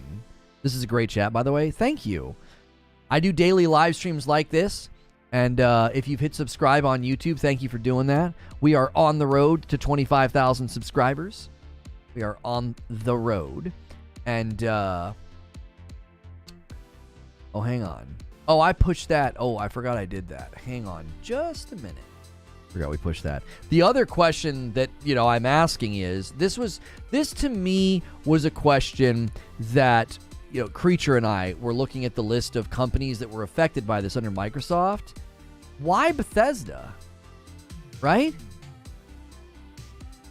Why Bethesda? What do they do? They've got games they have to ship this year. Why'd you chop Bethesda? You know what I'm saying? What did they do? They didn't deserve this. They have 2 games coming out this year. You just bought them, right? Now, my thought would be, given that layoffs and reduction of redundancy is common after acquisition, this might have been planned 2 years ago when they bought them. I mean, who knows? I don't even know if when they bought them, they let people go. Moneybag with a $2 tip. Certain affinities working on Halo. Like a Halo BR? Yeah. Yeah, maybe. Infinite has fallen out of the Xbox top 20. That's not surprising. It's the longest it's been since they've had a significant update. Like the season, I don't know. Thank you for subscribing. Hey, Tyler! Thank you so much for the subscription over here on the tick. Taking us to 11. Awesome. You love to see it. Thank you for that support. In order to stream in both places, man, that helps. That really, really helps justify putting my phone up there and doing the work and making sure my microphone's plugged in so you get really good audio. It's the prerogative of any Microsoft purchase to buy studios and then ruin them. Seems like it. You got it, boss. Thank you, man. Tell all your friends that are looking for good video game content. We do daily talk shows like this all the time. Yesterday we covered Hogwarts. We covered Forspoken. We covered the S Squad kills the Justice League. We've covered Starfield this week. I just had a Starfield short go out. We'll see if it does as well as the Halo one. I tried something a little bit different today with shorts. Redfall and Starfield all probably are very late in development. I'm not concerned that suddenly Starfield and Redfall are going to be bad. When I say Starfield and Halo are in trouble, it's like these are front and center pieces of property, man. And if you're laying people off, I mean, I don't know. Halo, in my mind, is done. Starfield, what kind of ongoing support? What kind of DLC? Yo, Vendetta gifting 5 members to the community. Thank you so much. Mark a word, Balzac. I love names like that. Thank you for being here. Jimmerme? Is that Jimmerme? Is that what I'm supposed to say? Anyway, VCOM and Co. Korea. You guys all got gifted memberships. That puts us at 32 members for the day. If that hits 50, I have to gift again. Every 25, we do that. I'm CTO for a small company in Salt Lake City, and I'm glad your founder... I'm glad our founder is choosing to cut spending, not staff. Right? Right. It's always good to work for companies that have that attitude. You can cut spending, you can cut C-suite salaries, and keep things going. Right? And here's the thing. There's evidence to say that in the midst of all these layoffs, if you're in the tech industry right now and you don't do layoffs, and you try to hit equilibrium, right? If things are going down, if demand's going down, if a recession's on the way, and you weather it by not laying people off, you'll actually end up profiting more by not doing it. Not every time, but there's evidence to suggest that this is not the only option. You don't have to just automatically lay people off because other companies are doing it. There's demonstrable proof in the market historically that the companies that refuse to do this flourish because everybody else is freaking out. And the guy from Stanford called it a social contagion. It's like, oh, everybody else is doing it. We need to do it too.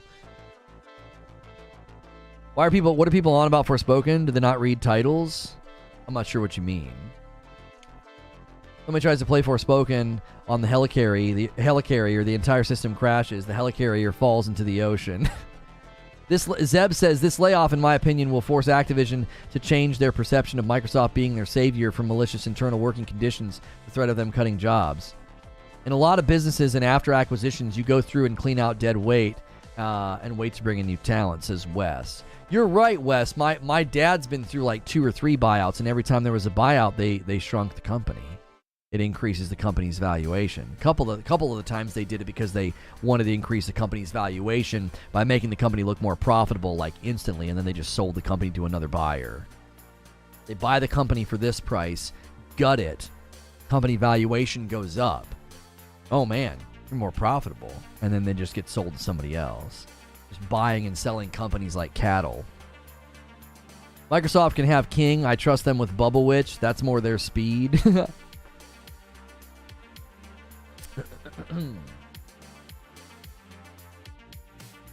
Planes are not the same as software. You need people to fly planes. You don't need devs if no game to work on. I'm not really sure what point you're making.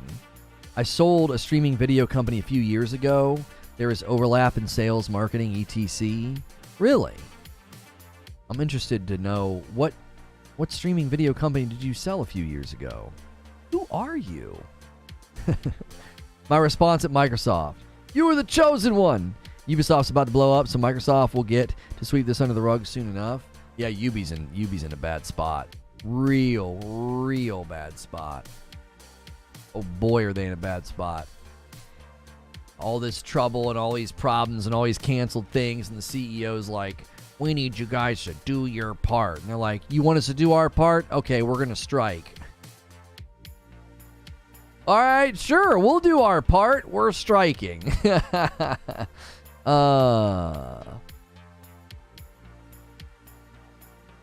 Breaking. The majority of the Overwatch League teams have hired a British law firm to collectively bargain against Activision Blizzard amid growing frustrations around operation costs, lackluster viewership, and a distinct lack of path to profitability. Oh boy.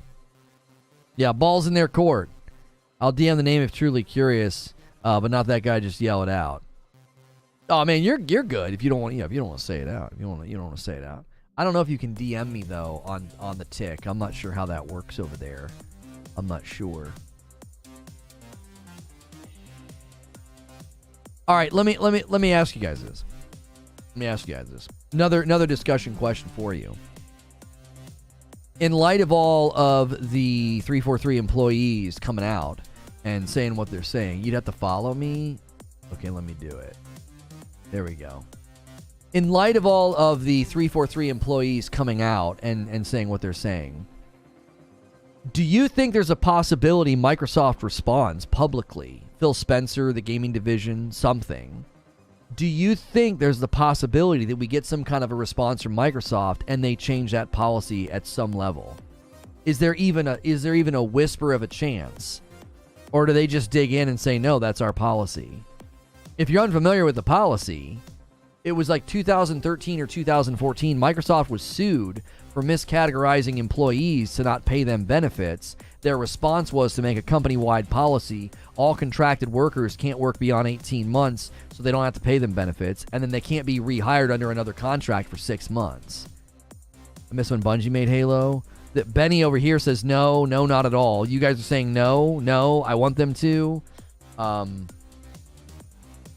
Speaking of, that hurt.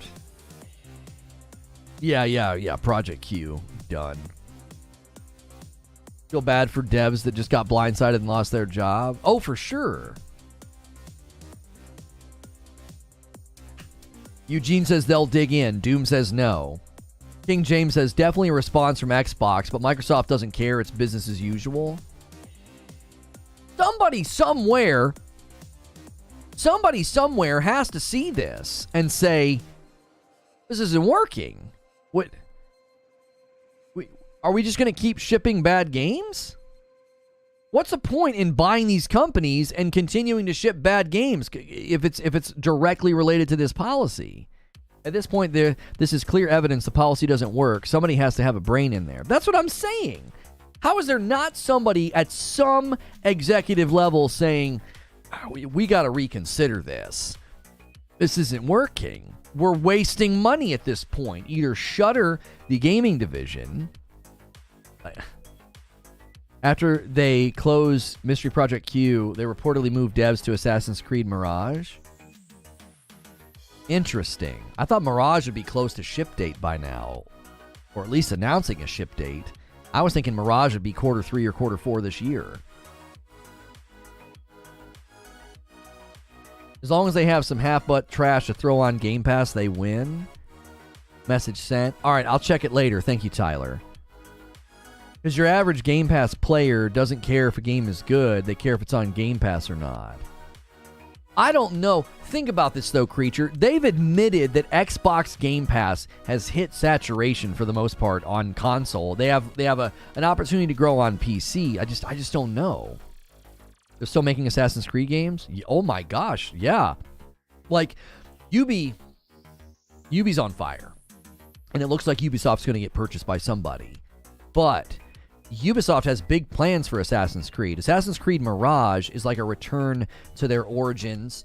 And then they have Assassin's Creed Red, where you're finally going to get to be a ninja. Assassin's Creed Hexe is going to be like spooky scary. And then Assassin's Creed Jade, these are all code names. Assassin's Creed Jade is a mobile Assassin's Creed game that apparently is getting good praise. Right? 6 new AC games. Yeah, AC's not going anywhere. Haley says, as soon as you have a company-wide policy, it always sucks. They usually reduce flexibility and in some cases cause departments to host a host of problems. Businesses need adaptability. Does the story have anything to do with the modern-day stuff? The story in Mirage is tied to a character that shows up in Valhalla, so they're connecting those universes. So, they killed the franchise that got their gaming division off the ground. That shows they don't care. Eugene says, you have to remember how this policy came about and why it hasn't changed. Instead of properly distinguishing contractors and employees, they want to treat contractors as employees without the requirement of paying them benefits. I'm assuming that's what you're going to say. Character limit on YouTube's killing us. I wish I could set my own character limit. Like, it's my chat. You know what I mean? Let me set it. I would love to be able to do that. Yeah, and a game dev can hire a full-time member of staff. But there's evidence, Paul, that they're not doing that. Like, who cares that they can, right? That'd be like saying, yeah, this guy that keeps kidnapping people and chaining them in his basement to make sneakers, he could stop at any moment. Like, who the frick cares about that? That's not what he's doing. There's evidence that that's not what they're doing. They're continuing to rely on contractors, and that contractors walk out the door every frickin' 18 months. My company just moved half the workforce jobs to India. Oh. Associated costs and liability. So in order to force contractors to act as employees, they protect themselves by forcing 6 months off. Benefits are expensive, and employees are the most expensive cost to a company. Companies are always looking for ways to cut those costs and keep them down, especially automation of jobs. Right, but think about this for a second, though, Solemn. It's extremely expensive to onboard people. It's also extremely expensive to onboard people who are not efficient for the first couple of months that they're there. Because they have to be trained on your pipelines, your processes, your project management. Oh, and they have to be trained on your in-house engine. So, yes, what you're saying is correct, but that's folding in on itself. Like, I can't see a way out for Microsoft with the gaming division to not make adjustments on this rule. They'd probably budget them based on contractor pay rates so they can't afford to direct hire people. Right. Eugene says, guaranteed. These contractors are provided training. 2, they're required to work certain hours or at certain locations. And 3, are provided all equipment necessary. That screams employees. And I hope the Labor Department slams them. Yeah, like, are these... Can you really keep looking at this and be like, they're like, oh no, they're a contractor? What do you mean? They're working full-time hours. They're trained. They're onboarded. And they're there for a year and a half. But they're not an employee? They can hire full-time staff if they want. The policy is not for all staff. Paul, I want you to reread what you just wrote, and I genuinely want you to ask the question, am I educating Lono on something new? Do you honestly think what you typed is new information that adjusts my position? Well, they can hire full-time staff if they want. This policy's not for all staff. Oh, okay, who said anything to indicate this was for all staff? Who said that? Like, What narrative are you pushing against? According to Jason Schreier and people at 343, half of the staff was on a contract.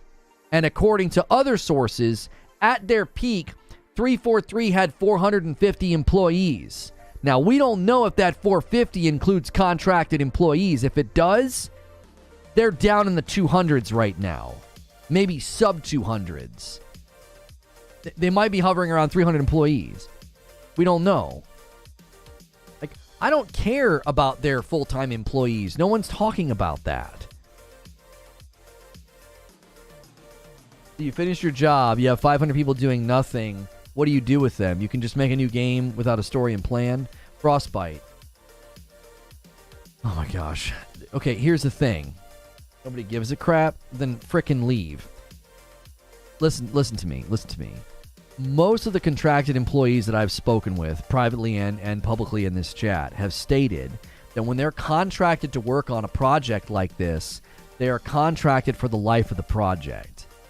There's not some universal arbitrary 18 months. Nope, you're out of here. And then you can't come back for 6 months. Okay? I've spoken to 2 different people that worked under the contractual policies that Microsoft implements, and it's terrible. We also have public statements from people that worked underneath of it. The contract stuff's a whole other can of worms. So many amazing people disappeared. Don't forget, they heavily rely on contracts. I would have loved to stay on and worked my way up. One of my favorite jobs I've ever been at. Right? Like, if that, you're missing the point. Every time this discussion comes up, this is what I hear. Well, other people use contractors. We're not talking about that. What are they supposed to do? Just let people sit around and not work? Nope, nobody said anything about that. We're talking about a policy that states every 18 months, portions of the staff are walking out the door. And it's not always like on the same day, right? It depends on when they were hired. You got all these contracted workers on a rolling 18-month. See you, Dave. Yep, next week. See you, Bob. Next week. Sorry to see you go, Steven. Next week. Hank. Deb. Stephanie. Jessica. See you guys later. Just constantly just seeing people leave. Limitless Gaming coming in with a member. I love to see those white badges, brand new members. Not waiting on a gifted. Thank you so much. Yeah. See ya, Brad. Well, we won't really miss Brad. Brad, the tutorial designer. Gotta head to work, my guy. Glad I found you. Thank you, Benny. Appreciate that. Imagine the talent they lose because of this. That's what I've been saying. Like, I've been saying this for such a long time. And now we have people that actually worked on Halo that are like, it was terrible. I get the 18-month contract is stupid, but you still have this problem that the game is done and these people would be gone. Aren't devs the same as actors in the movie? Frostbite. Contracted workers, yes. Typically, once the project is shipped, they're done. The most common contracted worker in game development, as I understand it, are QA workers. Because you only need that department for a certain amount of time. You don't need them for the entire development. You don't need them for pre-production. You need them for post-production. And post-production windows are shorter than full production windows. You have pre-production, full production, post-production. Post-production is typically the shortest window of time, so you contract your QA department a lot of the times. Sometimes they don't even contract their QA department. They hire a QA company to do it for them. This is what happened with Cyberpunk. So, contracted workers are not a problem in the industry. Now, contracted workers could be a problem in the industry if they're always sort of cyclically being thrown out like that. It could really, really start to hurt your talent pool. It could start to hurt your talent pool because they get burned out and leave the industry. Like, you could burn your talent pool out by constantly being like, contracted for 22 months, we're done with you. Woof, and you throw them out, right? That could burn that talent pool up, but that's harder to measure. It's easier to measure. Yep, every 18 months we got people walking out the door. God Howard hitting a 6-month milestone as a member. If you guys have never done a membership before on YouTube, consider doing it. What's our ETA on that vid, Creech? It's still looking kind of it's just nothing. My window's closing here. Talent is an asset. Apparently, Microsoft doesn't value it. Sony does. The results in this product tell the story. Burnout in tech? No, that never happens. The long-term contract workers take time off when the work is done, surely, or support other games. We've got a guy here, as he's a member of our community, and he says going contract to contract can actually be very stressful. Give me 5. Yeah. You're getting caught up in the discussion, and I'm looking at the back end. I'm like, I'm looking at the back end. I'm like, theory. Since the economy is going to get tough, they might be laying them off. Since Starfield's almost done and Microsoft's pinching pennies. How is Starfield in trouble? I heard it mainly affected 343. I actually think Starfield's in trouble for different reasons, Portal player. I think this puts too much stress on Starfield to I think this is going to make them too much of a center stage flagship, more than they already were. Because I think people are going to start looking at Halo as like, nah, Halo's out of the frame. Halo's dead. I think Halo Infinite's dead, personally. And I think the morale kill, the shift in the disturbance in the force that this is going to cause at Bethesda, I think actually is bad for Starfield and Redfall. Starfield and Redfall are close to the finish line. I don't think there are going to be ramifications. Like, I don't think if Starfield launches like late this year, we could be like, yep, it was delayed because of the layoffs. No, I think it was delayed before the layoffs, right?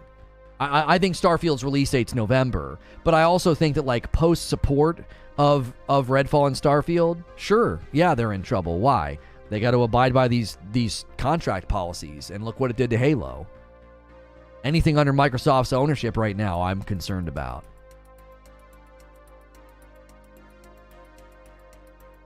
I get your position on this, Lono, but if somebody said it's a simple market correction to staffing size at Microsoft, I could believe that too. Here's the thing, Zubair. I don't think the layoffs are the focal point of my stream today. The main thing I set my sights on was this provoked all of the former 343 employees to grant me, and I told you so. I mainly focused on the contract. I mainly focused on what this did to 343 and Halo Infinite. That's my focal point. And it's like, okay, fine. Do your layoffs, do your market corrections, but look at what this did. It's allowing more cracks in the surface of how you treat your companies, how you treat your game properties, and I'm saying slow the frick down. Every game under Microsoft ownership is in trouble. Every single one. Because now we have more evidence, more testimony against the policies and against what it did to 343 and Halo Infinite. So yeah, I'm concerned about Starfield, Redfall. I'm concerned about Fallout 5 and Elder Scrolls 6 way out in the distant future. I'm concerned about the next Gears of War. I'm concerned about Hellblade 2. Anything under Microsoft's ownership is concerning at this point. All the layoffs did was provoke public outcry, which a lot of people suddenly started saying, oh yeah, I hated working there. I loved the project. It was one of my favorite jobs, but oh my gosh, it was so horrible. Constantly watching people leave. Like, it exposed what we've been trying to shed a light on for months now. We just covered this about Fable, and I got told I was just being a hater. Fable's fine. Fable's fine. It's marketing people running content creators. It's just a bad idea. Marketing people running content creators? Just a bad idea? I'm not sure what are you saying with that sentence? ABK has 10,000 employees. I think that number gets trimmed after they get acquired. Oh, for sure. If the Xbox Activision deal goes through, oh yeah. You'll see the smallest studios, smallest IPs shuttered like that. Don't doubt it for a minute. Don't doubt it for a minute. I think that's like one of the first orders of business. How's it, clickbait? Wait, someone's accusing me of clickbait? Where? Who? If you feel their gaming division is on shaky ground, in turn, how does it make you feel about Phil Spencer as head of Xbox? I feel like Phil Spencer needs to go to Microsoft and be like, we need to have a frank conversation about what we just got more narrative for. More narrative out there about. Like, here we go. We got more people talking about our contract policies. We got more people talking about why Halo turned out so bad. Our flagship title's getting the snot beat out of it. I'm a longtime Xbox main. I can't even defend the crap that they've been pulling lately. It's embarrassing, says Greg. This is clickbait. If it's clickbait, then leave. You clicked, you didn't get what you wanted, then so leave. I mean, I just think anybody who clicks on a stream like this to discuss what's going on with Halo and what's going on with Starfield and what's going on with the layoffs, and you're like, this is clickbait, well, then leave. Like, you're stupid if you continue to stay here if you think this is clickbait.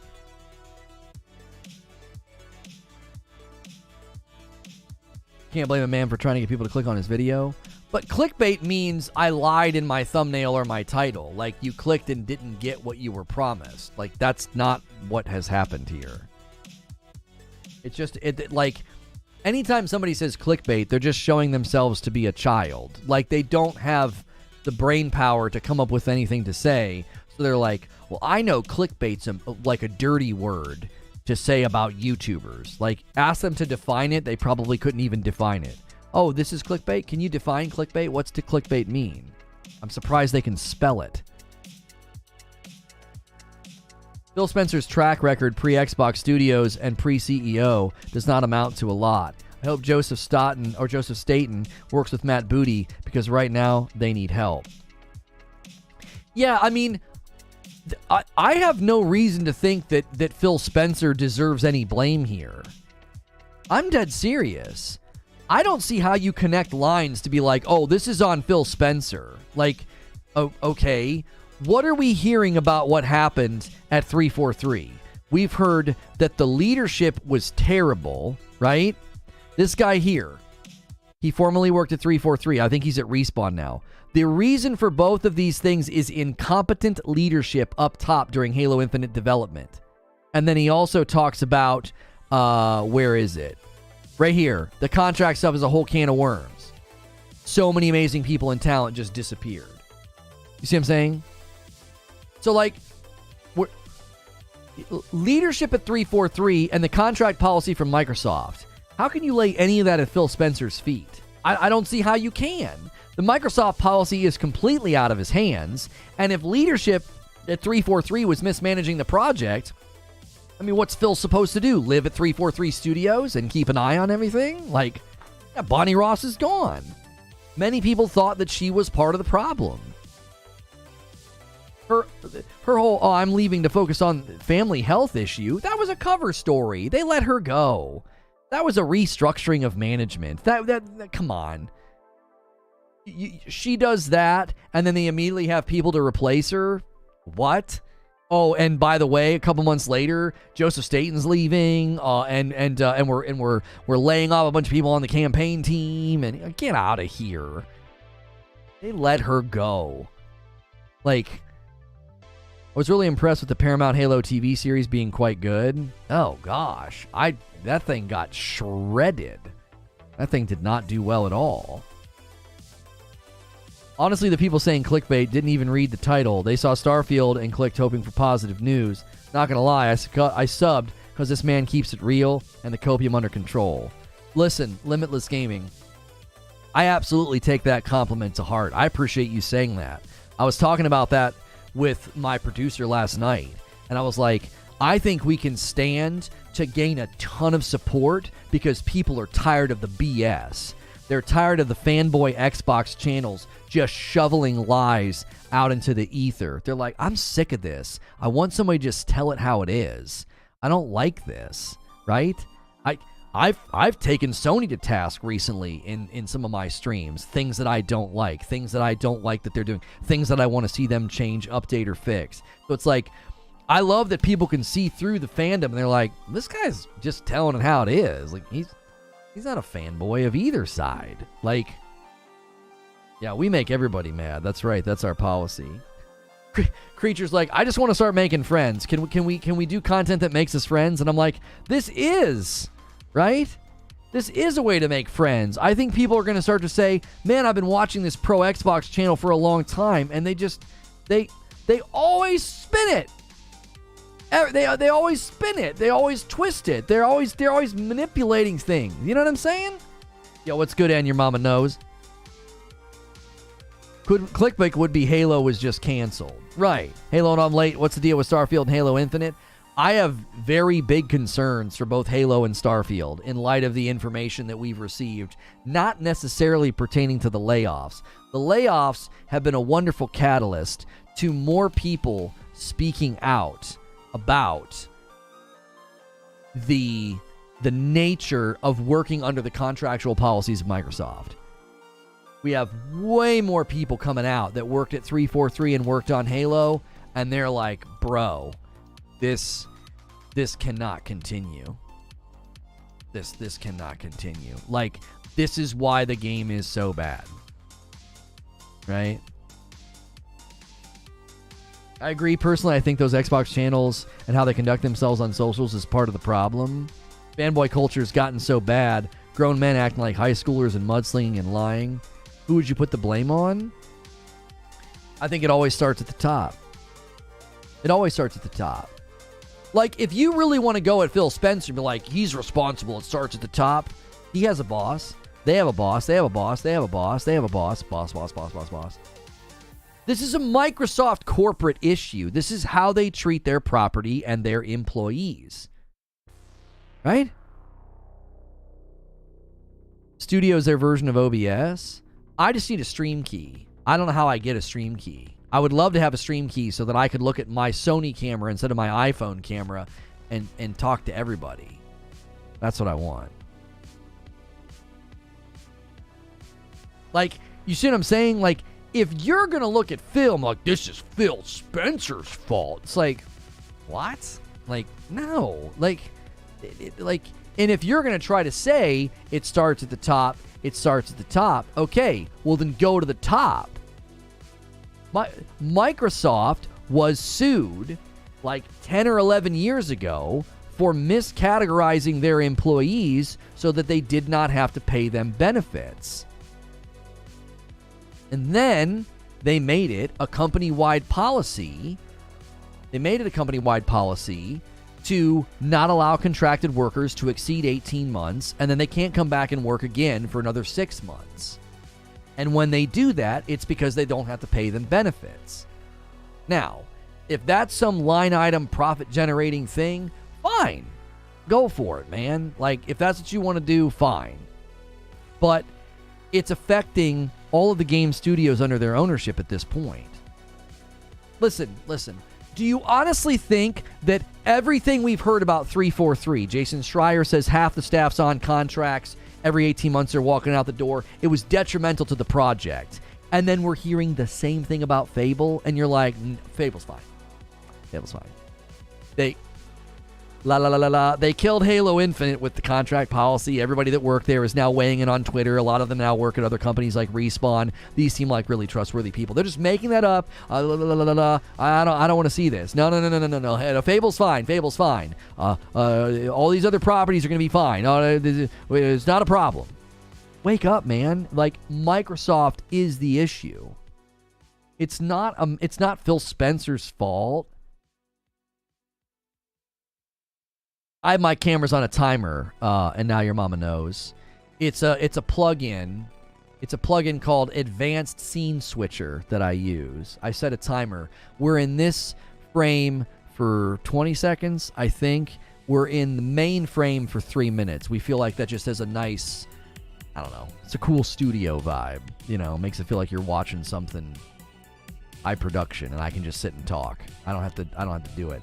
Now, when I'm going and I'm ranting and raving, and I'm like, if I'm talking Halo, and I'm like, blah, blah, blah, Halo this, Halo that, I just did that with my hand, right, on my Stream Deck. Like, oh, the future of Halo is unknown, and we don't know what's going to happen. Is Halo Infinite dead? There's no real way to know. I do that with my Stream Deck.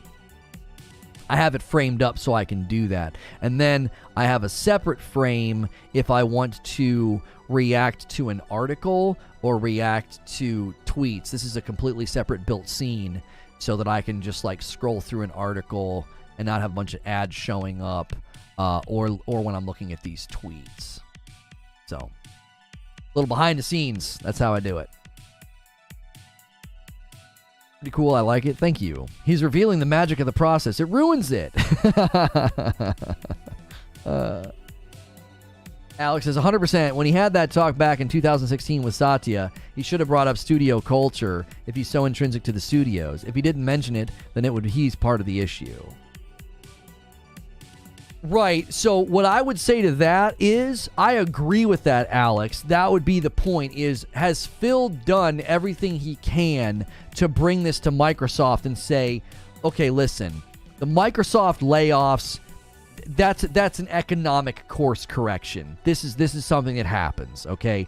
Microsoft has doubled in size over the last decade. Employee count went from about 100,000 employees to 220,000 employees. Let's forget about the layoffs for a second.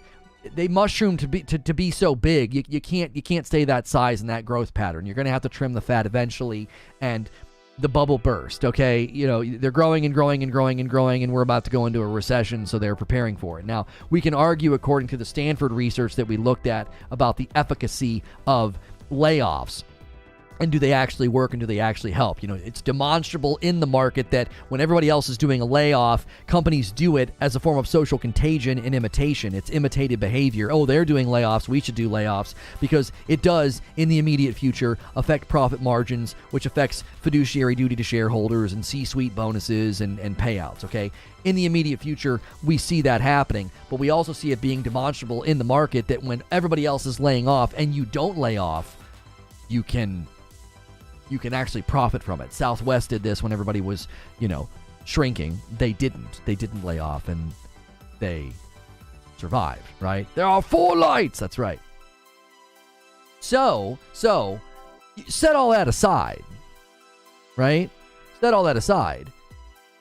If Phil Spencer is not consistently saying that to Microsoft, then I think Halo is on the ground as a casualty of war. It's dead because of the contractual policy, right? And then you also have all future titles underneath that shadow. Starfield, Redfall, Fallout 6, Elder Scrolls 6, Hellblade 2, the next Gears game, Fable. All these games are underneath that policy. So all the layoffs have done is expose what we've been talking about since Halo Infinite. We've been trying to do an autopsy on Halo Infinite, and we've consistently said, it's on the contracts, man. It's on the contracts. This is a cultural problem. This is a corporate problem. This is a production problem. Right? Don't even respond to those people. It's the same guy. It's the same guy, Gwendolyn. He's just going to keep making accounts and doing it. It's the only way you can get a response from me now. So when people just come in and say that, we're just going to insta-ban them. And if you guys ignore them, then it'll frustrate them. Crackdown 3 had tons of contract work with Sumo Digital, among other devs. Yeah, I mean, let's talk about Crackdown 3. Another winning first-party property that promised us so much. You know what I'm saying? Like, at a certain point, you have to ask, is it all these studios are just inept and terrible, or is this an endemic problem? Is this an endemic problem at the company? You know what I mean? Is it an endemic problem? Like, are we going to turn around in 4 or 5 years and be like, yep, another dead franchise, man. Fable fell flat on its face.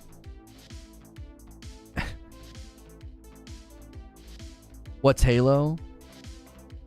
Can that translate over to development teams? Engineering does that for retainment. There are contracted managed services that are excluded from the 18-month rule.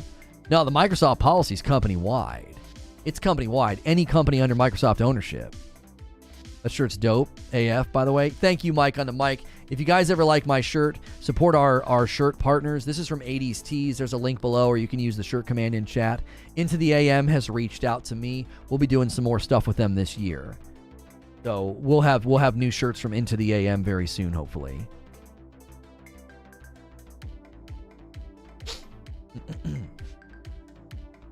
As we were talking about, this 18-month contracts on games that take several years to complete makes absolutely no sense. Right. we've continued to say that one of the issues that I think gets lost in this shuffle is Microsoft's policy probably works just fine in the software side of things. But when you go to the creative side of things, you can't be doing this. You can't be having your talent and your vision disrupted. Also, having people coming in and working on like Microsoft Office or an OS is different than having somebody come in and be like, oh, I'm not familiar with your Slipspace engine. I'm not familiar with your creation engine. I'm not familiar with your Forza Tech engine. And you got to train them on your engine. And that's a part of the onboarding process that slows everything down. So every time somebody leaves, you lose all of that investment in that employee. Quick question. Did you watch Last of Us? No, I'm going to binge it. Right now we have Paramount Plus and my wife and I are working through all the Star Trek stuff. And then we'll cancel that and pick up HBO once the season's over, and we'll just binge it. What's up today? Miss Hogwarts stream yesterday? Yeah, the Hogwarts stream yesterday was bonkers. It was really, really fun. Super fun. Today was sick. Where is it? There it is.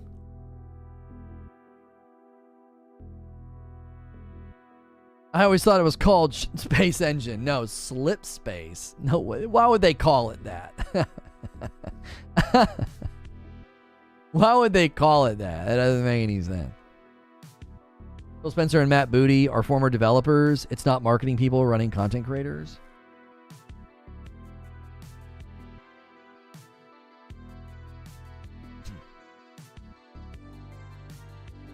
Just got HBO to watch it. Is this accurate or taken out of context? Here's a reminder that following the Sony acquisition of Bungie, they spent $1 billion to retain Bungie employee services. This is one example of how much PlayStation cares for creativity and talent, which is reflected in their well-deserved critical and commercial acclaim. Yeah, I mean, I don't know. It makes sense when you're buying a company to say, hey, we'll spend some extra to keep the company intact. I don't know if I want to look at that and be like, look how kind and generous Sony is. Like, you got to be careful not to read something through a fandom lens. I think you could make a case that that's more about we're buying this company and we want to protect that investment, right? If I'm going to buy a football team and I need to spend a little bit extra so I don't lose significant players and coaches, that's me just protecting my investment. Does that make sense? Like, I can't look at that and be like, just look at how pure and awesome Sony is. Like, you guys know I like Sony, but that's a little bit of that's a super charitable read. It's, look, if we're going to spend this much, think of it this way. Have you ever bought something and then you do the warranty because it's like $20 and you're like, well, I'm spending $300. At this point, what's another $20 just in case, right? Recap, please. So if you're not aware, there was 10,000 employees laid off across Microsoft, which is not as alarming as is what happened in the aftermath. Many former employees took to Twitter to talk about how the contractual policies of Microsoft are acidic to the process. Basically, a bunch of ex-employee devs that now work for like Respawn and stuff spoke out. And I've continued to try to draw attention to that. I don't think Microsoft's corporate policy about 18-month contracts is conducive to development and creativity. And it makes me concerned about all future titles under their ownership, like Fable or any of the other titles coming from Bethesda after Starfield and Redfall. Hey, what's good, Doc Dark? Guys, if you don't follow this guy, you should. There's levels to this. I love this guy. He has great content. We reacted to one of his videos.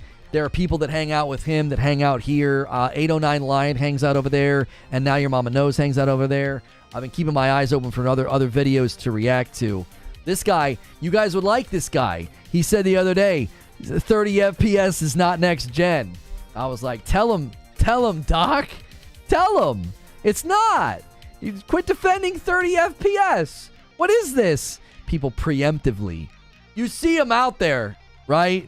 Tell me you don't. Tell me you don't, Doc. You see these guys out there preemptively defending 30 FPS because they're like worried that Starfield is gonna be 30. You guys got to check him out. He's got good content. He's got good energy. He's good people.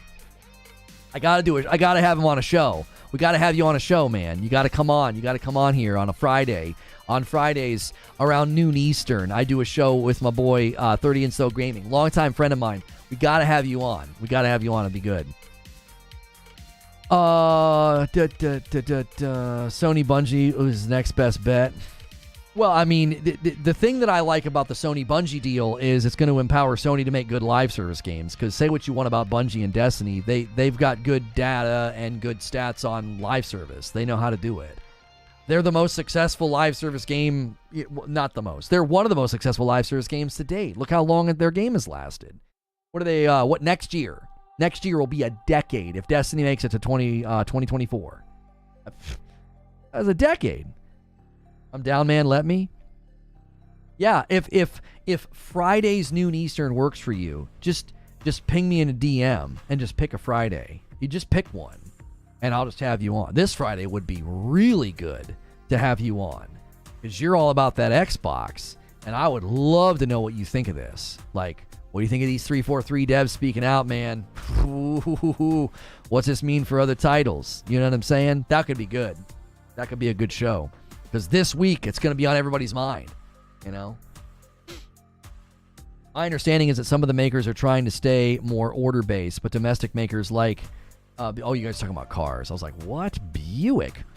Sony tried to buy Digital Extremes, creator of Warframe, but they were outbid, so they went to Bungie. Who bought Digital Extremes then? Who outbid them? When did they get purchased? That would be a god-tier stream. Yeah, I would enjoy that a lot.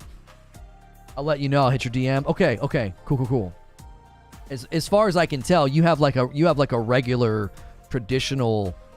Well, you have a job outside of YouTube, so I get schedule conflicts. You know, we'll make it work. We'll figure something out. Even if we have to record it and do it as an upload, I do that here as well. Like React content, Premiere content. I got one today for you guys about Sekiro.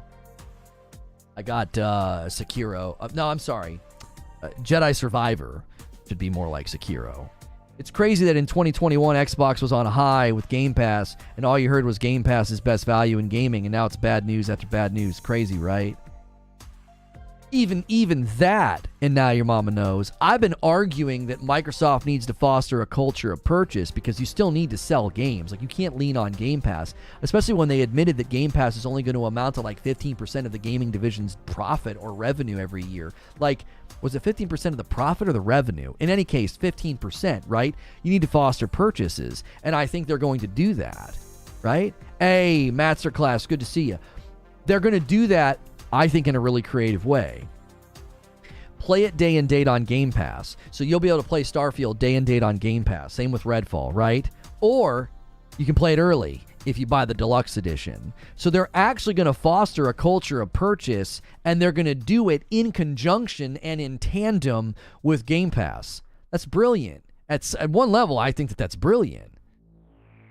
Doc's one of the most self-aware and honest creators out there. That's why I reacted to his video.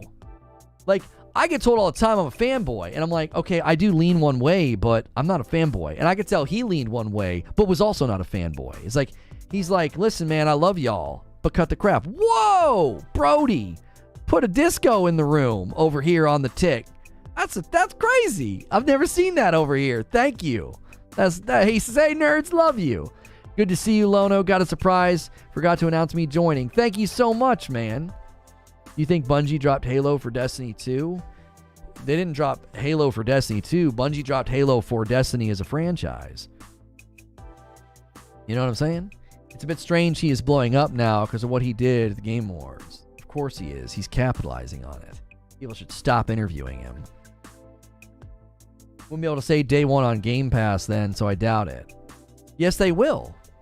Yes, they will, Controller Sports. Listen to me. They're already doing it with Redfall, my friend. They're already doing it with Redfall. Play it day one on Game Pass, or play it early if you buy the deluxe edition. They set a release date, and then you get early access on a deluxe edition. Homie, it's already happening. Microsoft cannot do that. You can't just always give away your first party property. You got to have people buying it. Dr. Dark is a buster, and he's lucky I allowed him to hang around on YouTube. I'm Doc Kryptonite. I don't know what that means. I love how crazy Tick streams are. Yeah, over here on the Ticky Tock. Early access $89.99. Right. Day one is the earliest date in my book. Okay, that's fine. But is your book the book? Do you know what I'm saying? Do you know what I'm saying? Bro, like, if they set a release date and then they give people early access, I'm with you. In principle, I'm with you. But it's what's happening, my friend. Diablo 4 is doing it. 72 hours early access. Hogwarts Legacy's doing it. 72 hours of early access. That's the new standard. If you pre-order, if you spend more money, you get in 3 days early. That's the new standard. They're going to do it on Game Pass. They did it for Redfall. I think that's what they will continue to do in the future, which is fine by me. Yeah. You still get the value on Game Pass. You still get the game on its release date. Right there. No problem. You want to play it early? Well, pay up. Right? I wish I had the self-esteem to declare the world should live by my book. They did it with Forza. Yeah, they did it with Forza. That's right. This is the pattern going forward. This is the way. This is the way. This is the way they balance the value of Game Pass while also fostering a culture of purchase. Did it with Forza Horizon 5. Yeah. Listen, I know people gave Sony crap for the trials, but I'm telling you, that's got to be coming. That's got to be coming. Because then you can approach a really big third-party company and say, we have 25 million people on Game Pass that can try your game out day one if you give them a 3-hour trial. And we've seen an increase in purchases when we do that. Like, people could play Horizon Forbidden West for 5 hours on PlayStation Plus Premium. How many people do you think did that and bought it? A ton. You get that far in the game, all that sunk cost, you want to keep going, right? That's a great offer to third-party, games. Say, hey, listen. We know that, day one sales are really important for you. Let's put you on a staggered thing. For 2 months, we'll have you on a trial. People can try your game out on Game Pass. And in 2 months, we'll throw you on Game Pass. Here's how much money we'll give you. And Microsoft and that developer can recoup costs. Well, Microsoft can recoup the costs a whole lot easier because if the people are trying out the game for a couple of hours and then buying it, they're making money back on the investment. I'm telling you, that's more appealing to a third-party dev than going on Game Pass for a lump sum and having 25 million people that don't have to buy your game. Beyond that, I feel like any inevitable launch bugs that are present will be much easier to squash by Game Pass launch. Well, I mean, maybe 3 days isn't much. 3 days isn't much. Usually there's a day one patch planned.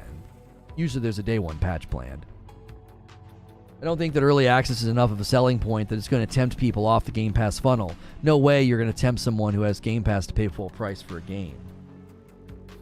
I'll tell you how you do it, Corey. Give them a discount. Hey, you got Game Pass? Oh yeah, this Ultimate Edition, $89.99? Nah, it's like $15 off, $12 off for you. There you go. Get in here. Give them a discount. Ooh, that was a big neck pop. FOMO, fear of missing out, and a discount?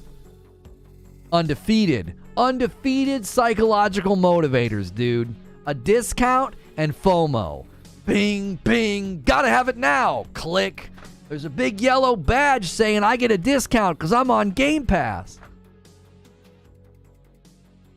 They did it for me. I tried a couple of days. If I like it, I buy it. Discount equal to subscription price. Hey, bro, what do you think about the actual box? Do you feel like they aren't paying enough attention to Series X owners? I just want to see the power. Ooh. I know you like the Series S, Doc. I am known for my concern about the Series S. I have been quoted saying that the Series S is a self-made Trojan horse. It has less memory than the Xbox One X. I think the Series X is an awesome machine. I do. I love it. I love playing games on it. I think it's powerful. It's a powerhouse. And if devs are always having to optimize for the Series S, man, I'm worried. I'm like, bro, this thing, I started telling people I think third-party devs will skip it. I think third-party devs are going to try to skip the Series S. There's been multiple devs that have already spoke out about the Series S, and Microsoft responded to complaints about memory bottlenecks and tried to open up more memory to people. And if you look at the floor of tech's already moving up on memory. Hogwarts Legacy PC specs minimum is like a 16 gig of RAM, and then you got Forspoken. Now, Forspoken's really poorly optimized, but Forspoken's pushing the memory floor as well. If that memory floor is already going up on games right now, and that's the bottleneck for the Series S, I think two things are super important right now. Number one, if we get a mid-gen upgrade for the PlayStation 5, like a PlayStation 5 Pro or an Xbox Series X Pro, we need more memory.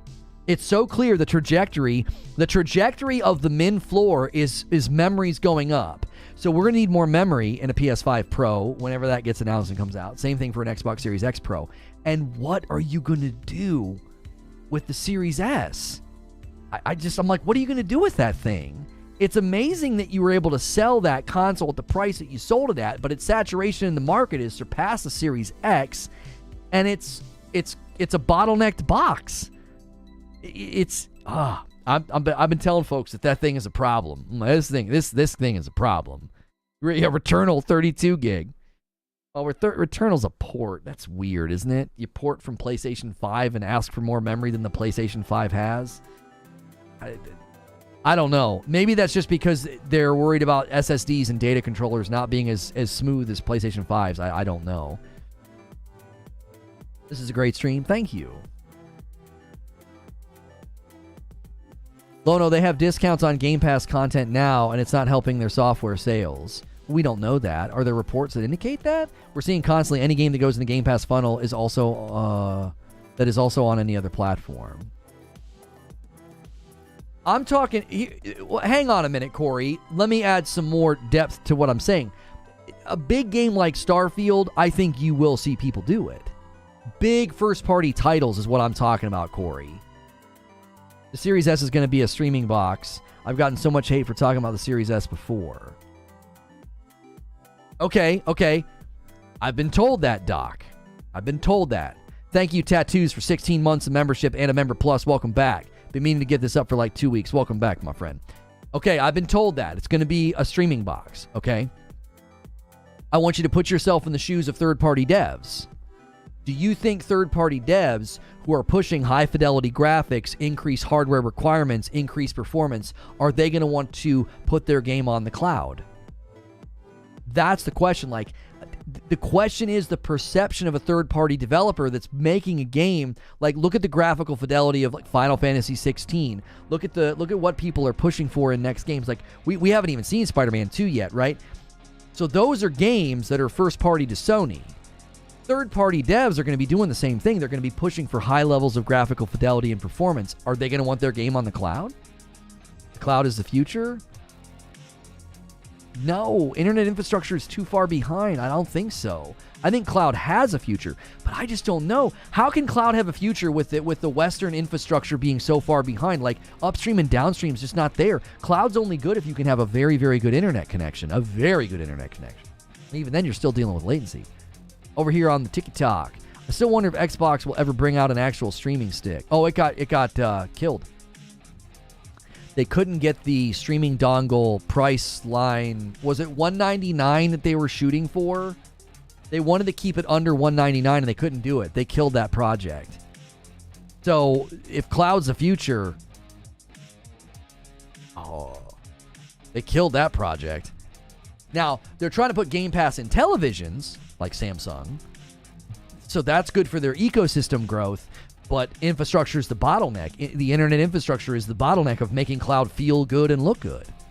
Oh, they couldn't get it to below 100. I thought it was 129. They couldn't get the price point down to 129.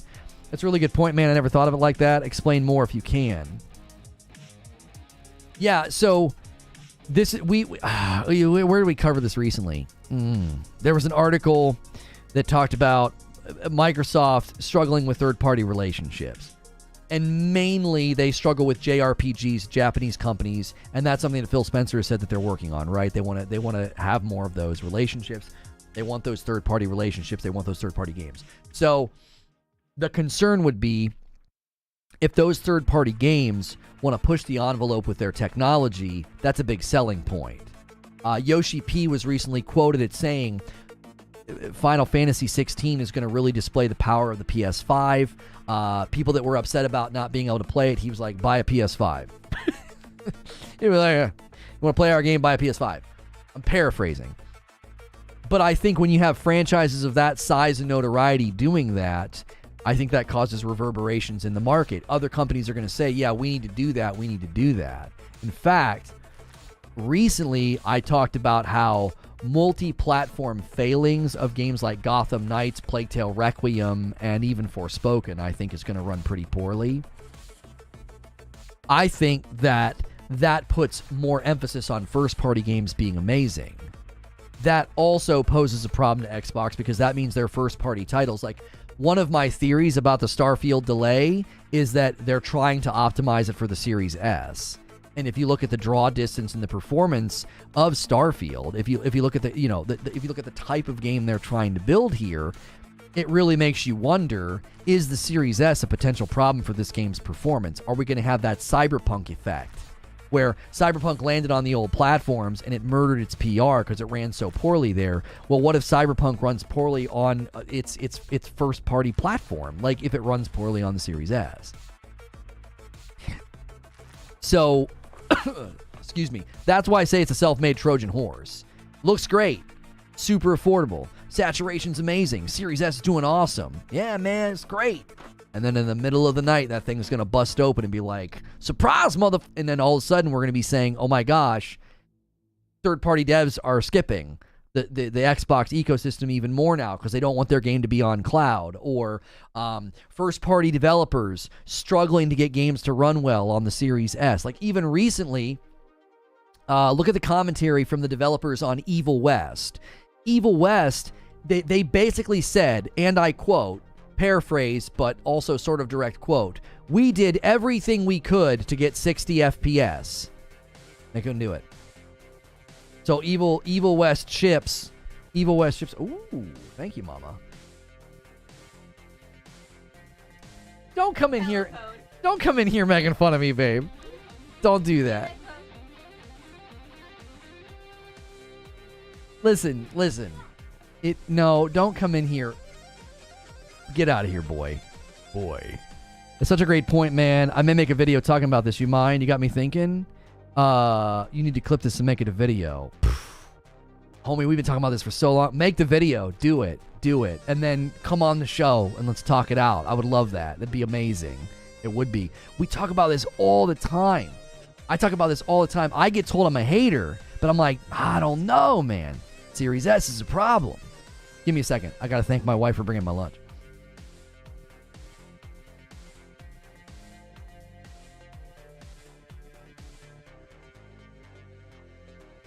That's fine. Grab the biscuits. I need gravy. We've had so many S discussions. We're leaning now more into opinion. So, like, we used to just primarily, like, grab the news and try to talk about it. Now I'm trying to lean more heavily into opinion pieces. Some of it actually is quite literally because of Doc. I was watching his videos and I just said something to Creature. I was like, I just want to do videos like that. My man just boots up and just says what he wants to say.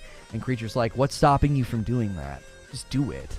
Like, obviously grab relevant titles and things that are happening. Like, don't go opinionated about 10-year-old games, but, like, just, like, do it.